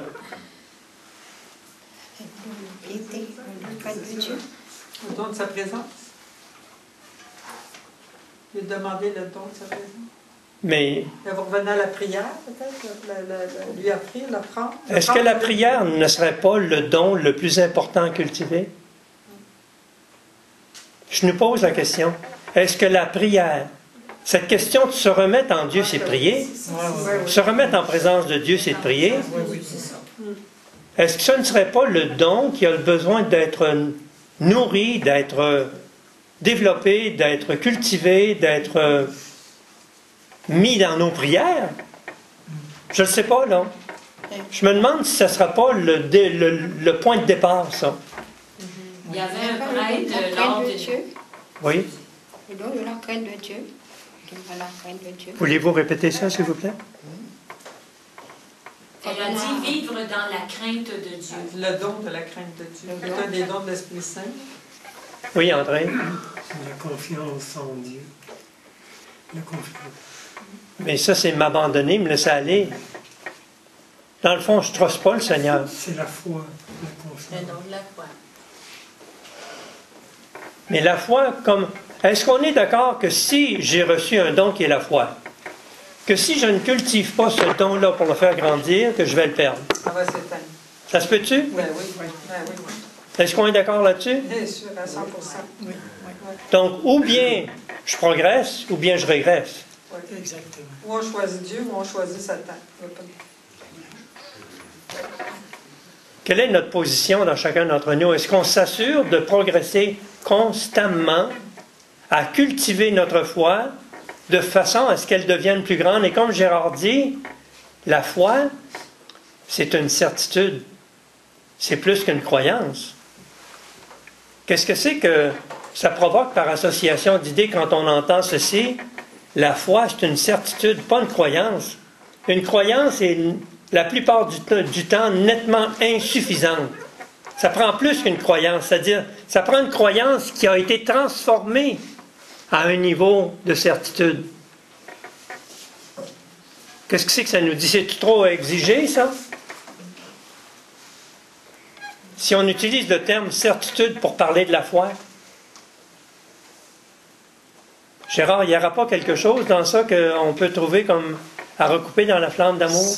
Je trouve que c'est l'objectif principal à vouloir atteindre.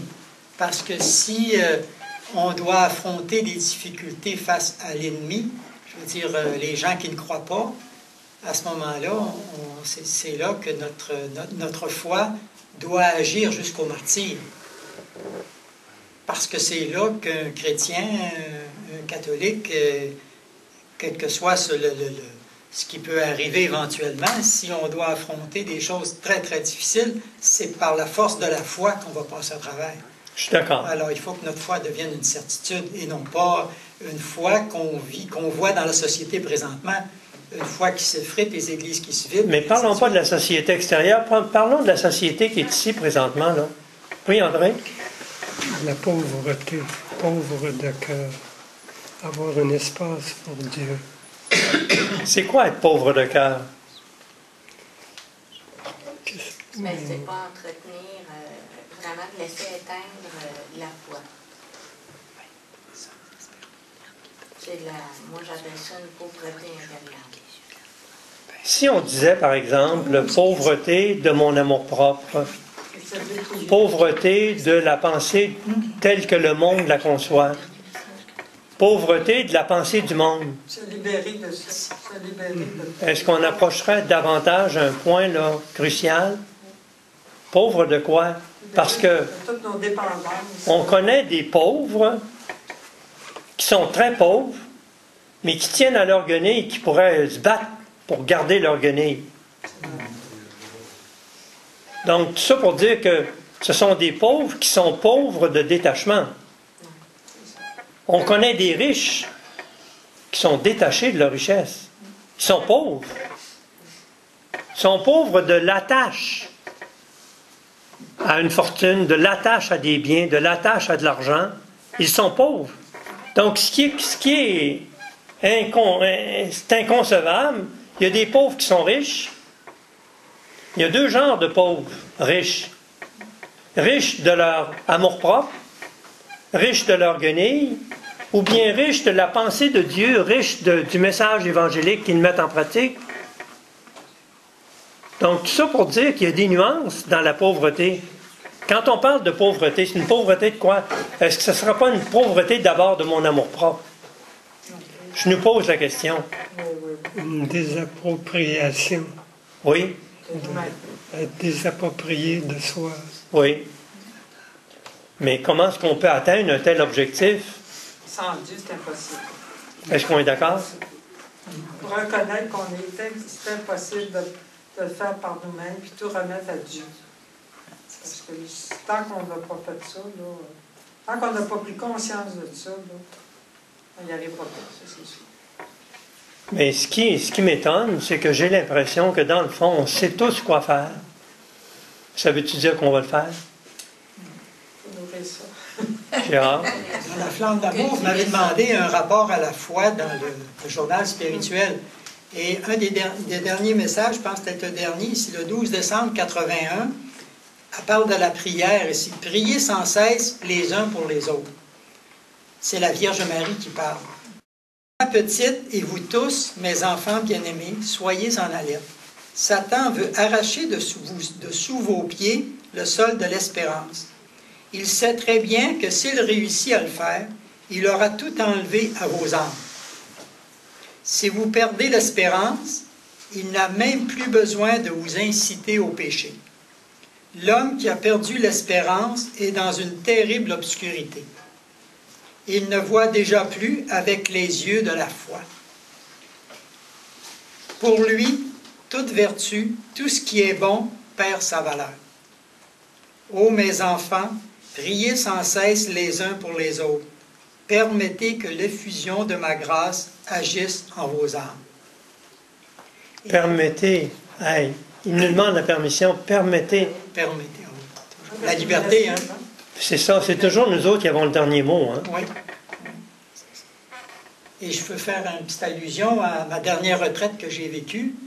Les 3 points que notre directeur spirituel nous a dit avant de quitter, il a dit le premier, ne perdez pas l'espérance. Le deuxième, ne perdez pas l'espérance. Puis le troisième, Ne perdez pas l'espérance. Et développer la confiance. Mais quel dilemme il y a dans tout ça, là, à votre avis? Est-ce qu'on constate un dilemme? Moi, ce qui m'étonne, j'ai l'impression que c'est ce qu'on sait faire qu'on ne fait pas. C'est ce qu'on peut faire qu'on ne fait pas. C'est ce qu'on doit faire qu'on ne fait pas qui est le problème. De rester tourné vers Dieu, finalement. C'est ça, se convertir, c'est toujours être tourné vers.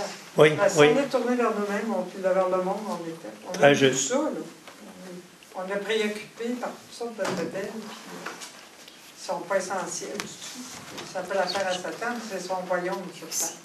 Mais quand on entendait tout à l'heure de la part de ce qu'elle nous disait, là, je me disais, de quelle façon est-ce qu'on peut se référer à la flamme d'amour pour obtenir les attributs, pour obtenir les avantages, pour obtenir ce qu'on recherche, ce qu'on désire, ce qu'on sait qu'on a besoin à tout prix pour grandir et évoluer dans notre foi? Je ne sais pas si on ne peut pas faire un lien, là. Parce qu'on passe par la Sainte Vierge. Par la flamme d'amour, on passe par la Sainte Vierge. On passe par la Sainte Vierge pour arriver à la flamme d'amour. Prier sans cesse. C'est la Vierge Marie qui vient nous tendre les mains. C'est elle qui vient donner, qui vient redonner confiance. C'est comme si c'est l'arme le plus puissant que Dieu a mis à notre portée, c'est la Sainte Vierge. Parce que c'est une mère, parce qu'elle est douce, parce qu'elle a son amour maternel. C'est ce qu'elle dit quand elle révèle sa flamme d'amour à Élisabeth. C'est mon amour maternel. L'amour maternel de mon cœur immaculé brûle pour vous. Elle se consume tellement elle nous aime.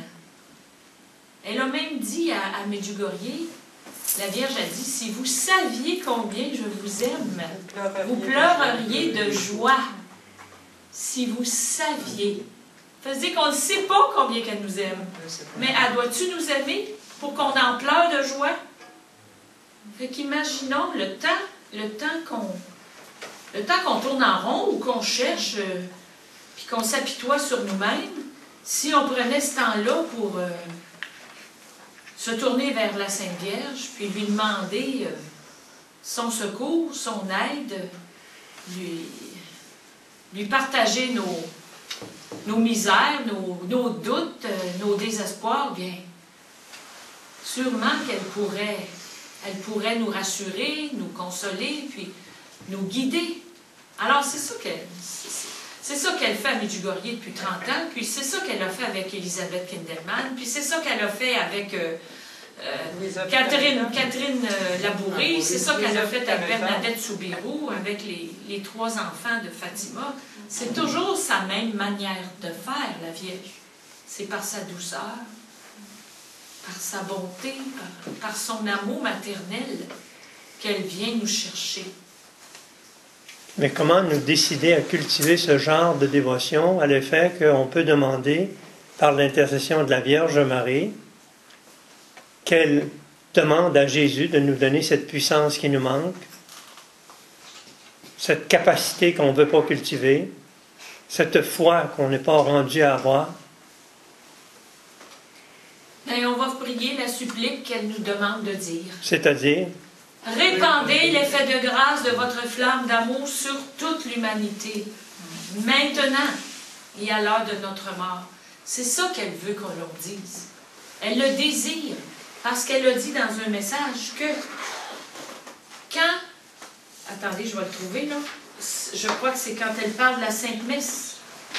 Quand elle parle de la Sainte Messe, elle dit... la Sainte Messe, qu'est-ce que c'est? Voyons, c'est pas dans les simplets. Salut la Sainte Messe, quand elle parle de la Sainte Messe, elle dit...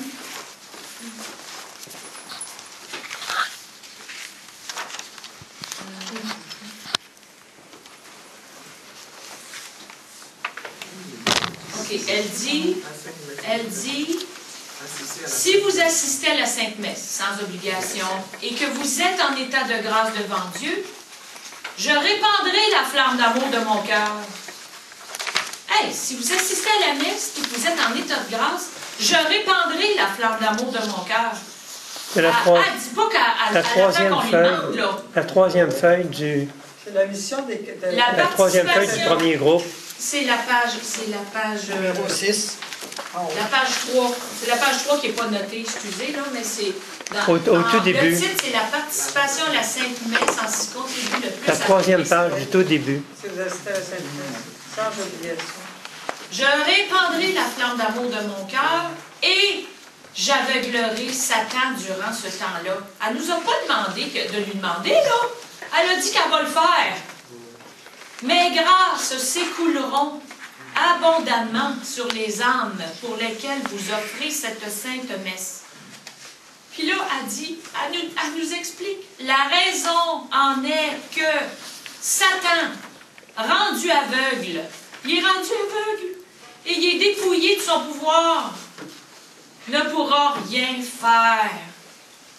La participation à la Sainte Messe est ce qui aide le plus à aveugler Satan. Puis là, elle parle de lui, de son état. Assoiffé d'une terrible vengeance, tourmenté, il livre une lutte plus féroce encore contre les âmes, parce qu'il sent que son aveuglement est proche. C'est fort. C'est très fort, parce que la Sainte Vierge, elle nous dit que en étant à la messe, en assistant à la messe, qu'elle répand sa flamme d'amour, puis elle aveugle Satan pendant ce temps-là. Fait qu'imaginez, partout où on va à la messe, partout où les gens assistent à la messe s'ils sont en état de grâce. Sur semaine. Ben, elle dit pas qu'elle... Sans obligation. Idéalement, si vous n'êtes pas obligé de... On a la chance de le savoir tous les jours. Le Seigneur a demandé le pain quotidien. Oui, oui. Une fois pour toutes, demander le pain quotidien. On a besoin tous les jours. Pas de temps en temps. Pour ça, on a la chance, nous, les catholiques, c'est notre mission, parce que c'est dans la seule religion qu'on peut recevoir son corps. Et puis, regarde ici, le 13 avril, quand elle a dit... Attends un petit peu, Hélène. Okay. Attends un petit peu, parce qu'on n'a pas approfondi ça assez. Georges, regardez vos feuilles, là. Regardez vos feuilles. La deuxième ligne a dit « Je répandrai la flamme d'amour de mon cœur. » Elle répand sa flamme d'amour avant, puis après, elle aveugle Satan. « Je répandrai la flamme d'amour de mon cœur et j'aveuglerai Satan. » Durant ce temps-là. On fait ça en même temps. C'est la flamme d'amour qui aveugle Satan. Donc, elle dit comment elle procède. Qu'est-ce que c'est qu'on comprend? Ça me parle. C'est beau, parce qu'en plus de ça, elle dit qu'avec cette flamme pleine de grâce de mon cœur, cette flamme que je vous donne, je vais allumer tous les cœurs dans tout le pays en la faisant passer de cœur à cœur. Voilà le miracle qui, en se transformant en incendie par son éclat, aveuglera Satan. Voilà le feu d'amour d'union que j'ai obtenu du Père Céleste par les mérites des plaies de mon très saint Fils. Arrêtons-nous un peu ce qu'elle vient de dire. En dernier, là, elle a impliqué le Père, elle a impliqué le Fils. Est-ce qu'elle est en train de nous dire, est-ce que la Vierge est en train de nous dire que la flamme d'amour, c'est la fusion du Père, du Fils, de l'Esprit Saint et de Jésus? Oui, c'est ça. Donc, elle est endossée par la Trinité Sainte. On dit au Québec, elle est backée, elle est soutenue, elle est entourée, elle est fortifiée par la Trinité Sainte. Autrement dit, il y a une association, pour comprendre la flamme d'amour, il y a une association entre la Vierge Marie et la Trinité. Est-ce qu'on est dans le mille? C'est tout ça qu'on sous-entend? C'est tout ça qui est explicité? Elle le demande au Père. Puis quand le Père répond, c'est la Trinité Sainte qui dépose dans le cœur de la Vierge Marie la puissance de la flamme d'amour. C'est tout ça qu'on a lu? Exact. Au tout début, Jésus nous dit, c'est grâce à la supplique de la Vierge Marie que la Trinité a donné à la Vierge Marie. Est-ce qu'on se rappelle ce qu'on a lu au début? Oui. Donc, est-ce qu'on doit penser que la flamme d'amour, c'est la Trinité avec la Vierge Marie? On la supplique qu'elle a demandé au Père. C'est pour ça qu'on sait qu'il lui a été accordé. C'est la médiatrice de toutes les grâces par nous. Puis elle a obtenu ça du Père, hein, par les mérites de ses saintes plaies. Est-ce qu'on peut imaginer une puissance plus grande que celle de la Trinité? Non, impossible. Alors, ça veut dire que la Vierge Marie est associée avec la Trinité Sainte pour comprendre la flamme d'amour. C'est la Trinité Sainte qui la soutient, qui l'alimente, qui l'entretienne.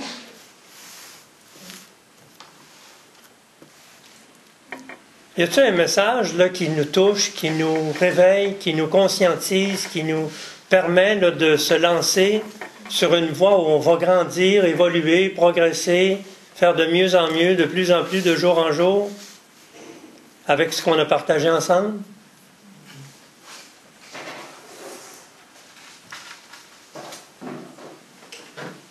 Bien, par rapport à ce que c'est Christine qu'elle a lu, là, en tout cas, que la Sainte Vierge... je ne sais pas si je... En tout cas, j'explique bien, là, en tout cas, quand elle nous apportait sa tendresse, tout ça, on peut lui demander de nous relever puis nous faire marcher, hein, dans la confiance. Parce qu'on a bien peur, hein, de toutes sortes de choses, mais c'est comme un prêtre qui nous dit souvent à l'Église, à la Gardeur, debout en marche. Hein? Il faut marcher, puis il faut aller dans la confiance. Pas dans la peur. C'est-tu le pouvoir d'intercession? Hein? C'est-tu le pouvoir d'intercession qu'elle nous a évoqué? Un pouvoir de... L'intercession, intercéder auprès d'eux. Quand on intercède auprès de la Vierge Marie, quand on intercède auprès de Jésus, c'est ça le pouvoir d'intercession? S'adresser à la Vierge Marie ou à Jésus pour leur demander des faveurs, leur demander des éléments dont on a besoin pour être mieux armés, mieux équipés pour pouvoir mieux fonctionner. On s'est posé une question tout à l'heure. Quel serait le don que je néglige le plus, dont j'ai absolument besoin pour évoluer, progresser, m'améliorer? Le don de l'Esprit Saint. Il n'y a pas la prière qu'on a dit. Qu'est-ce que c'est qu'on avait dit? À quelle conclusion est-ce qu'on en est arrivé? Qu'est-ce que c'est qu'on néglige le plus ou qu'est-ce que c'est qu'on devrait cultiver le plus pour avancer? De lui donner notre problème. C'est nous-mêmes. Mais le don de la foi. Pardon? Le don de la foi, en fait. De cultiver puis d'entretenir. Quoi donc? Le don de la flamme d'amour. Le désir de la flamme d'amour. Oui, André? Avoir faim et soif de ces valeurs de Dieu. Cultiver, creuser notre faim et notre soif de Dieu. Si on n'a pas ça, on n'avancera pas d'après moi. L'espérance. Le don. L'espérance. Peux-tu répéter, André? Je ne sais pas si on peut dire un don, mais plutôt c'est la voie du désir. Le désir de Dieu. André, est-ce que tu prétends que nous autres, on devrait le cultiver ou demander à Dieu de nous donner ce que tu mentionnes là? Les deux, peut-être. Demander à Dieu. Parce que c'est dans le domaine du don, je crois. Qu'est-ce que vous en pensez? Ben oui. Ça va de soi? Un grand désir. Lui demander son Esprit Saint. Donc, est-ce qu'on revient? Dans la demande, est-ce que c'est une prière? Ben oui. Est-ce qu'on commence à soupçonner que le don le plus important à cultiver, c'est le don de piété? Ben oui. C'est curieux parce que on parle de 3 dons, puis le don de piété, c'est le premier, c'est celui qui précède les autres. Piété, offrande et intercession. C'est peut-être pas un accident de parcours, hein, si c'est en premier. C'est peut-être parce que c'est primordial. le don de piété? Parce que dans l'Évangile, on voit que Jésus, on disait qu'il s'écartait des disciples ou de la foule pour aller prier. Prier, oui. Alors, il était Dieu, il communiquait avec son Père.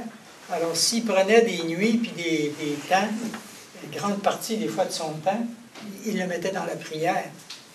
Alors, il était comme en communication continuelle avec son Père. C'est toujours de faire sa volonté à son temps. Ah, c'est ça. Et la piété, naturellement, ça peut-être nous ancrer davantage dans la foi. Autrement dit, puis aussi dans la persévérance. Tu sais. Ça se tient, hein? Je pense que ça se tient, hein?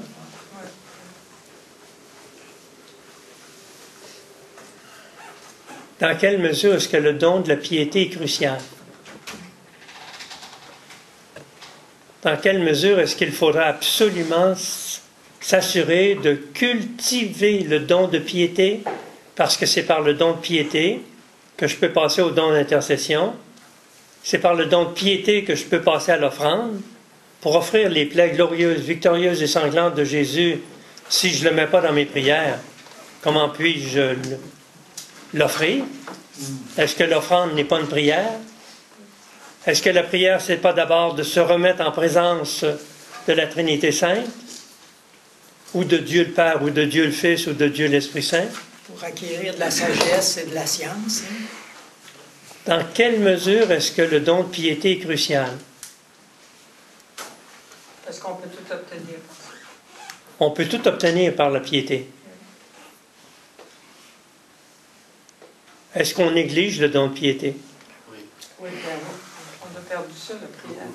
Regardez, moi, je déplore à toutes les fois, mais je vais souvent à la messe, là, on ne voit jamais un prêtre qui vient nous accompagner. C'est dommage, hein? À part des retraites, moi, que je vais, là, il y a des prêtres qui vont assister quand on va dire le chapelet, le rosaire, tout ça. Mais à part ça, là, très rare, là, il va y avoir un prêtre qui va rester avec nous. On dirait que ça s'est perdu, ça, dans l'Église. Est-ce que le Seigneur est en train de nous dire...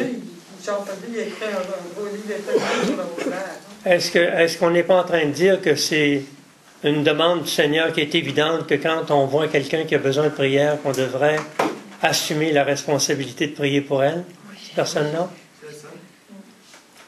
Mais comment créer cet automatisme en nous quand on rencontre une personne, que ce soit un prélat, un prêtre, pour que l'on ait une réaction automatique qui soit la suivante?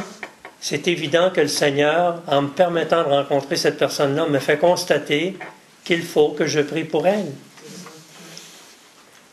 Si on pouvait là, se cultiver cet automatisme-là, autrement dit, être à l'affût. Toutes les personnes qu'on rencontre, ils vont nous donner un comportement qui est un indice certain. Pas un certain indice, c'est un indice certain. Que le Seigneur il est en train de nous dire, vois-tu, là, je t'ai permis de rencontrer cette personne-là, elle a besoin de tes prières, je compte sur toi pour prier sur elle, pour elle. C'est tellement vrai ce que vous dites que la Vierge, je pense que c'est la Vierge Jésus qui disait, si vous n'êtes pas dans la prière, vous ne passerez pas à travers, en parlant des événements qu'on vit dans le monde. Hey. C'est même dit, hein, pour chasser les démons, ça se fait dans la prière et le jeûne. Tiens. Comme ça, on toucherait là, le don crucial que l'on doit cultiver à tout prix. Quoi d'autre? Moi, je veux savoir, le jeûne, là, c'est-à-dire, donc, ça fait quoi le jeûne? Pourquoi jeûner? Bon, d'abord, entendons-nous sur le jeûne.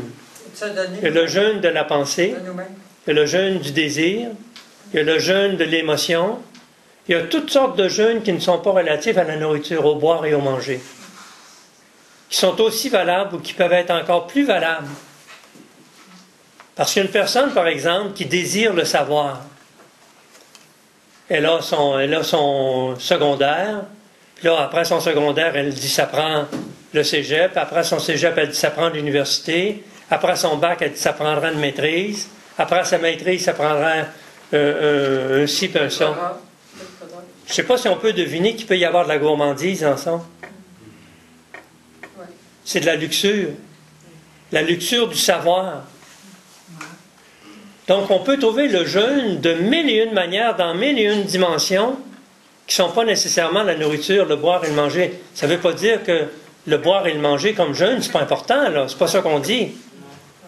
Mais il y a énormément de façons de jeûner que l'on pourrait adopter et adapter dans notre vie, qu'on oublie ou qu'on ne songe pas de le pratiquer. Qu'est-ce que vous en pensez? Ne pas manger son prochain. Bon, c'est un jeûne, ça.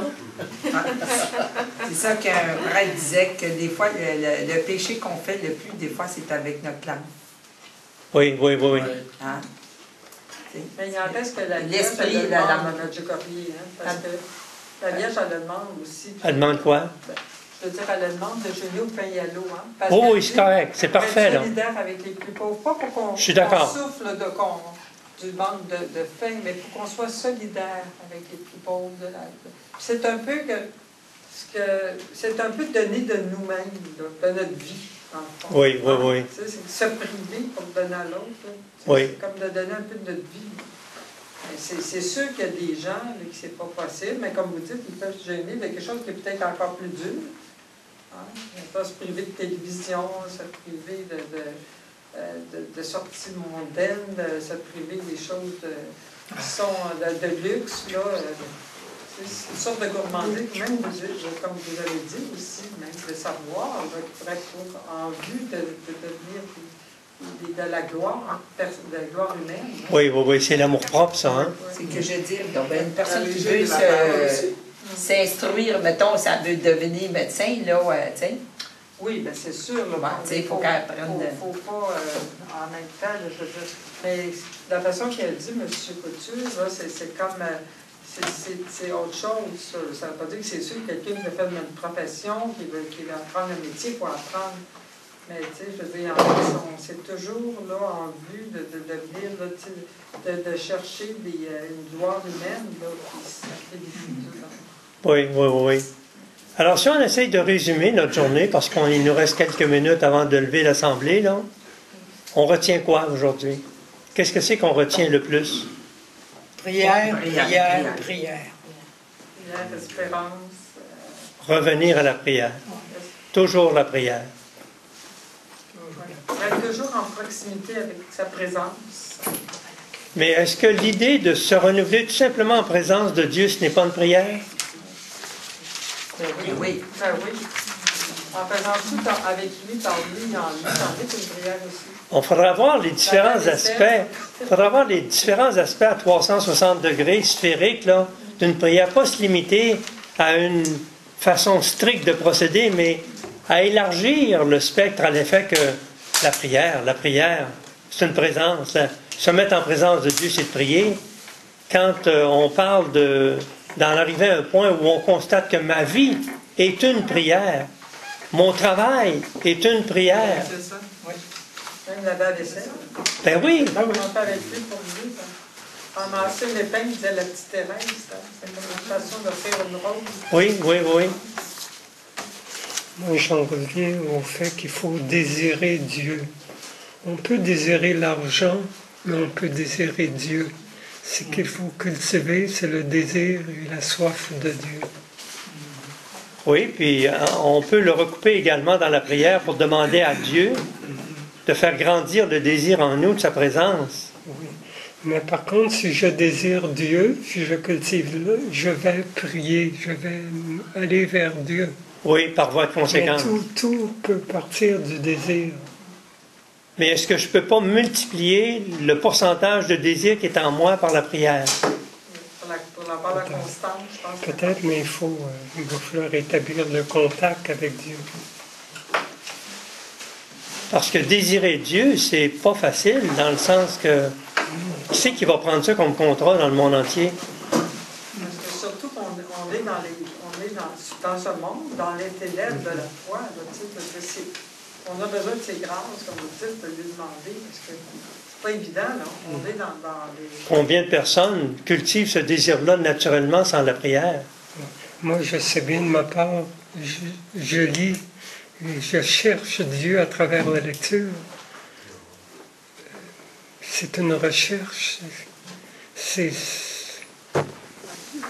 je vais être à la veille de mourir et je vais peut-être encore chercher Dieu. C'est certainement une très, très bonne pratique. Il n'y a pas d'erreur là-dessus. Quoi d'autre? Il nous reste 2 minutes là, avant de lever l'Assemblée. Le livre de Mme Kinderman, ça me donne le goût, puis le goût, parce que c'est tellement beau et sérieux, ça me donne le goût de prier plus. Puis ça m'emmène à prier. Peux-tu recommencer, s'il te plaît, pour que d'autres entendent? Le livre de Mme Kinderman, en le lisant, ça me donne le goût, parce que c'est tellement beau et sérieux, ça me donne le goût de prier. Parce que c'est très sérieux. Alors, ça me donne le goût et ça a augmenté ma prière aussi. Vois-tu, ça a augmenté le désir, la lecture du livre. D'autant plus qu'elle nous le demande, hein? Fait qu'on doit être obéissant, c'est notre mère. Elle le sait, donc on voit dans la vie à 10 degrés, elle a 360. Elle sait les bienfaits, les mérites infinis de la prière, d'offrir les plaies de son Fils pour sauver le monde. Fait que, c'est pour ça que l'important de lui obéir, parce que son but, hein, c'est d'être co-rédemptrice avec Jésus. Fait que, puis elle sait qu'elle a vu nous faire participer à cette grande œuvre-là, qui est du plan de Dieu, en collaborant à la prière. C'est pour ça qu'elle nous donne cette prière-là dans la plante d'amour, collaborer à son plan, parce que elle va servir de ça pour attacher sa femme et l'aveugler. Alors, avant de lever l'Assemblée, qui est-ce qui aimerait ajouter un commentaire, une idée, une question, un constat? Tous les premiers vendredis du mois, à tous les premiers vendredis, une belle soirée de la plante d'amour, à la paroisse Sainte-Thérèse de l'Enfant Jésus. Ça commence à 6h30. Il y a de l'adoration. Évidemment, il y a le chapelet de la plante d'amour pendant les confessions. Il y a une belle messe, il y a un enseignement de Mme Elisabeth Casamon. Alors, parce qu'en plus, en étant en groupe, on sait que c'est une force. Hein? Oui. Hein? Quand vous êtes 2 ou 3, je suis au milieu de vous, alors le Seigneur veut ça. Hein? Avant de lever l'Assemblée, quelqu'un d'autre aimerait mentionner quelque chose? Bien là, disons que moi, je vais me payer un lecteur de livres. Je me paye du luxe. Mais c'est parce que c'est des produits pour les non-voyants et les demi-voyants. Puis est-ce que je pourrais l'avoir, le livre de Mme Elisabeth? Sur mon lecteur, je pourrais mettre ça sur mon lecteur de livre? Bien sûr. Ouais. Oui, j'ai les coordonnées de la madame. J'ai fait du pour ma femme. J'ai les coordonnées de la madame qui s'allie à Haute-Voix. Il y a un appareil spécial. Là. Tu me donneras tes coordonnées. Moi, c'est pas avec CD, là. C'est pas avec CD. Il faut aller chercher ça sur Internet. C'est gros comme... Il y a un appareil spécial qu'elle a pour ça. Ouais. Que tu entends, hein, s'allie à Haute-Voix. Alors, vous pouvez vous en parler en tête à tête. Là-dessus, on lève l'Assemblée. Je vous remercie beaucoup. Merci beaucoup. D'avoir patienté tout ce temps-là pour partager avec nous autres. À la prochaine. Si vous avez sinon à faire...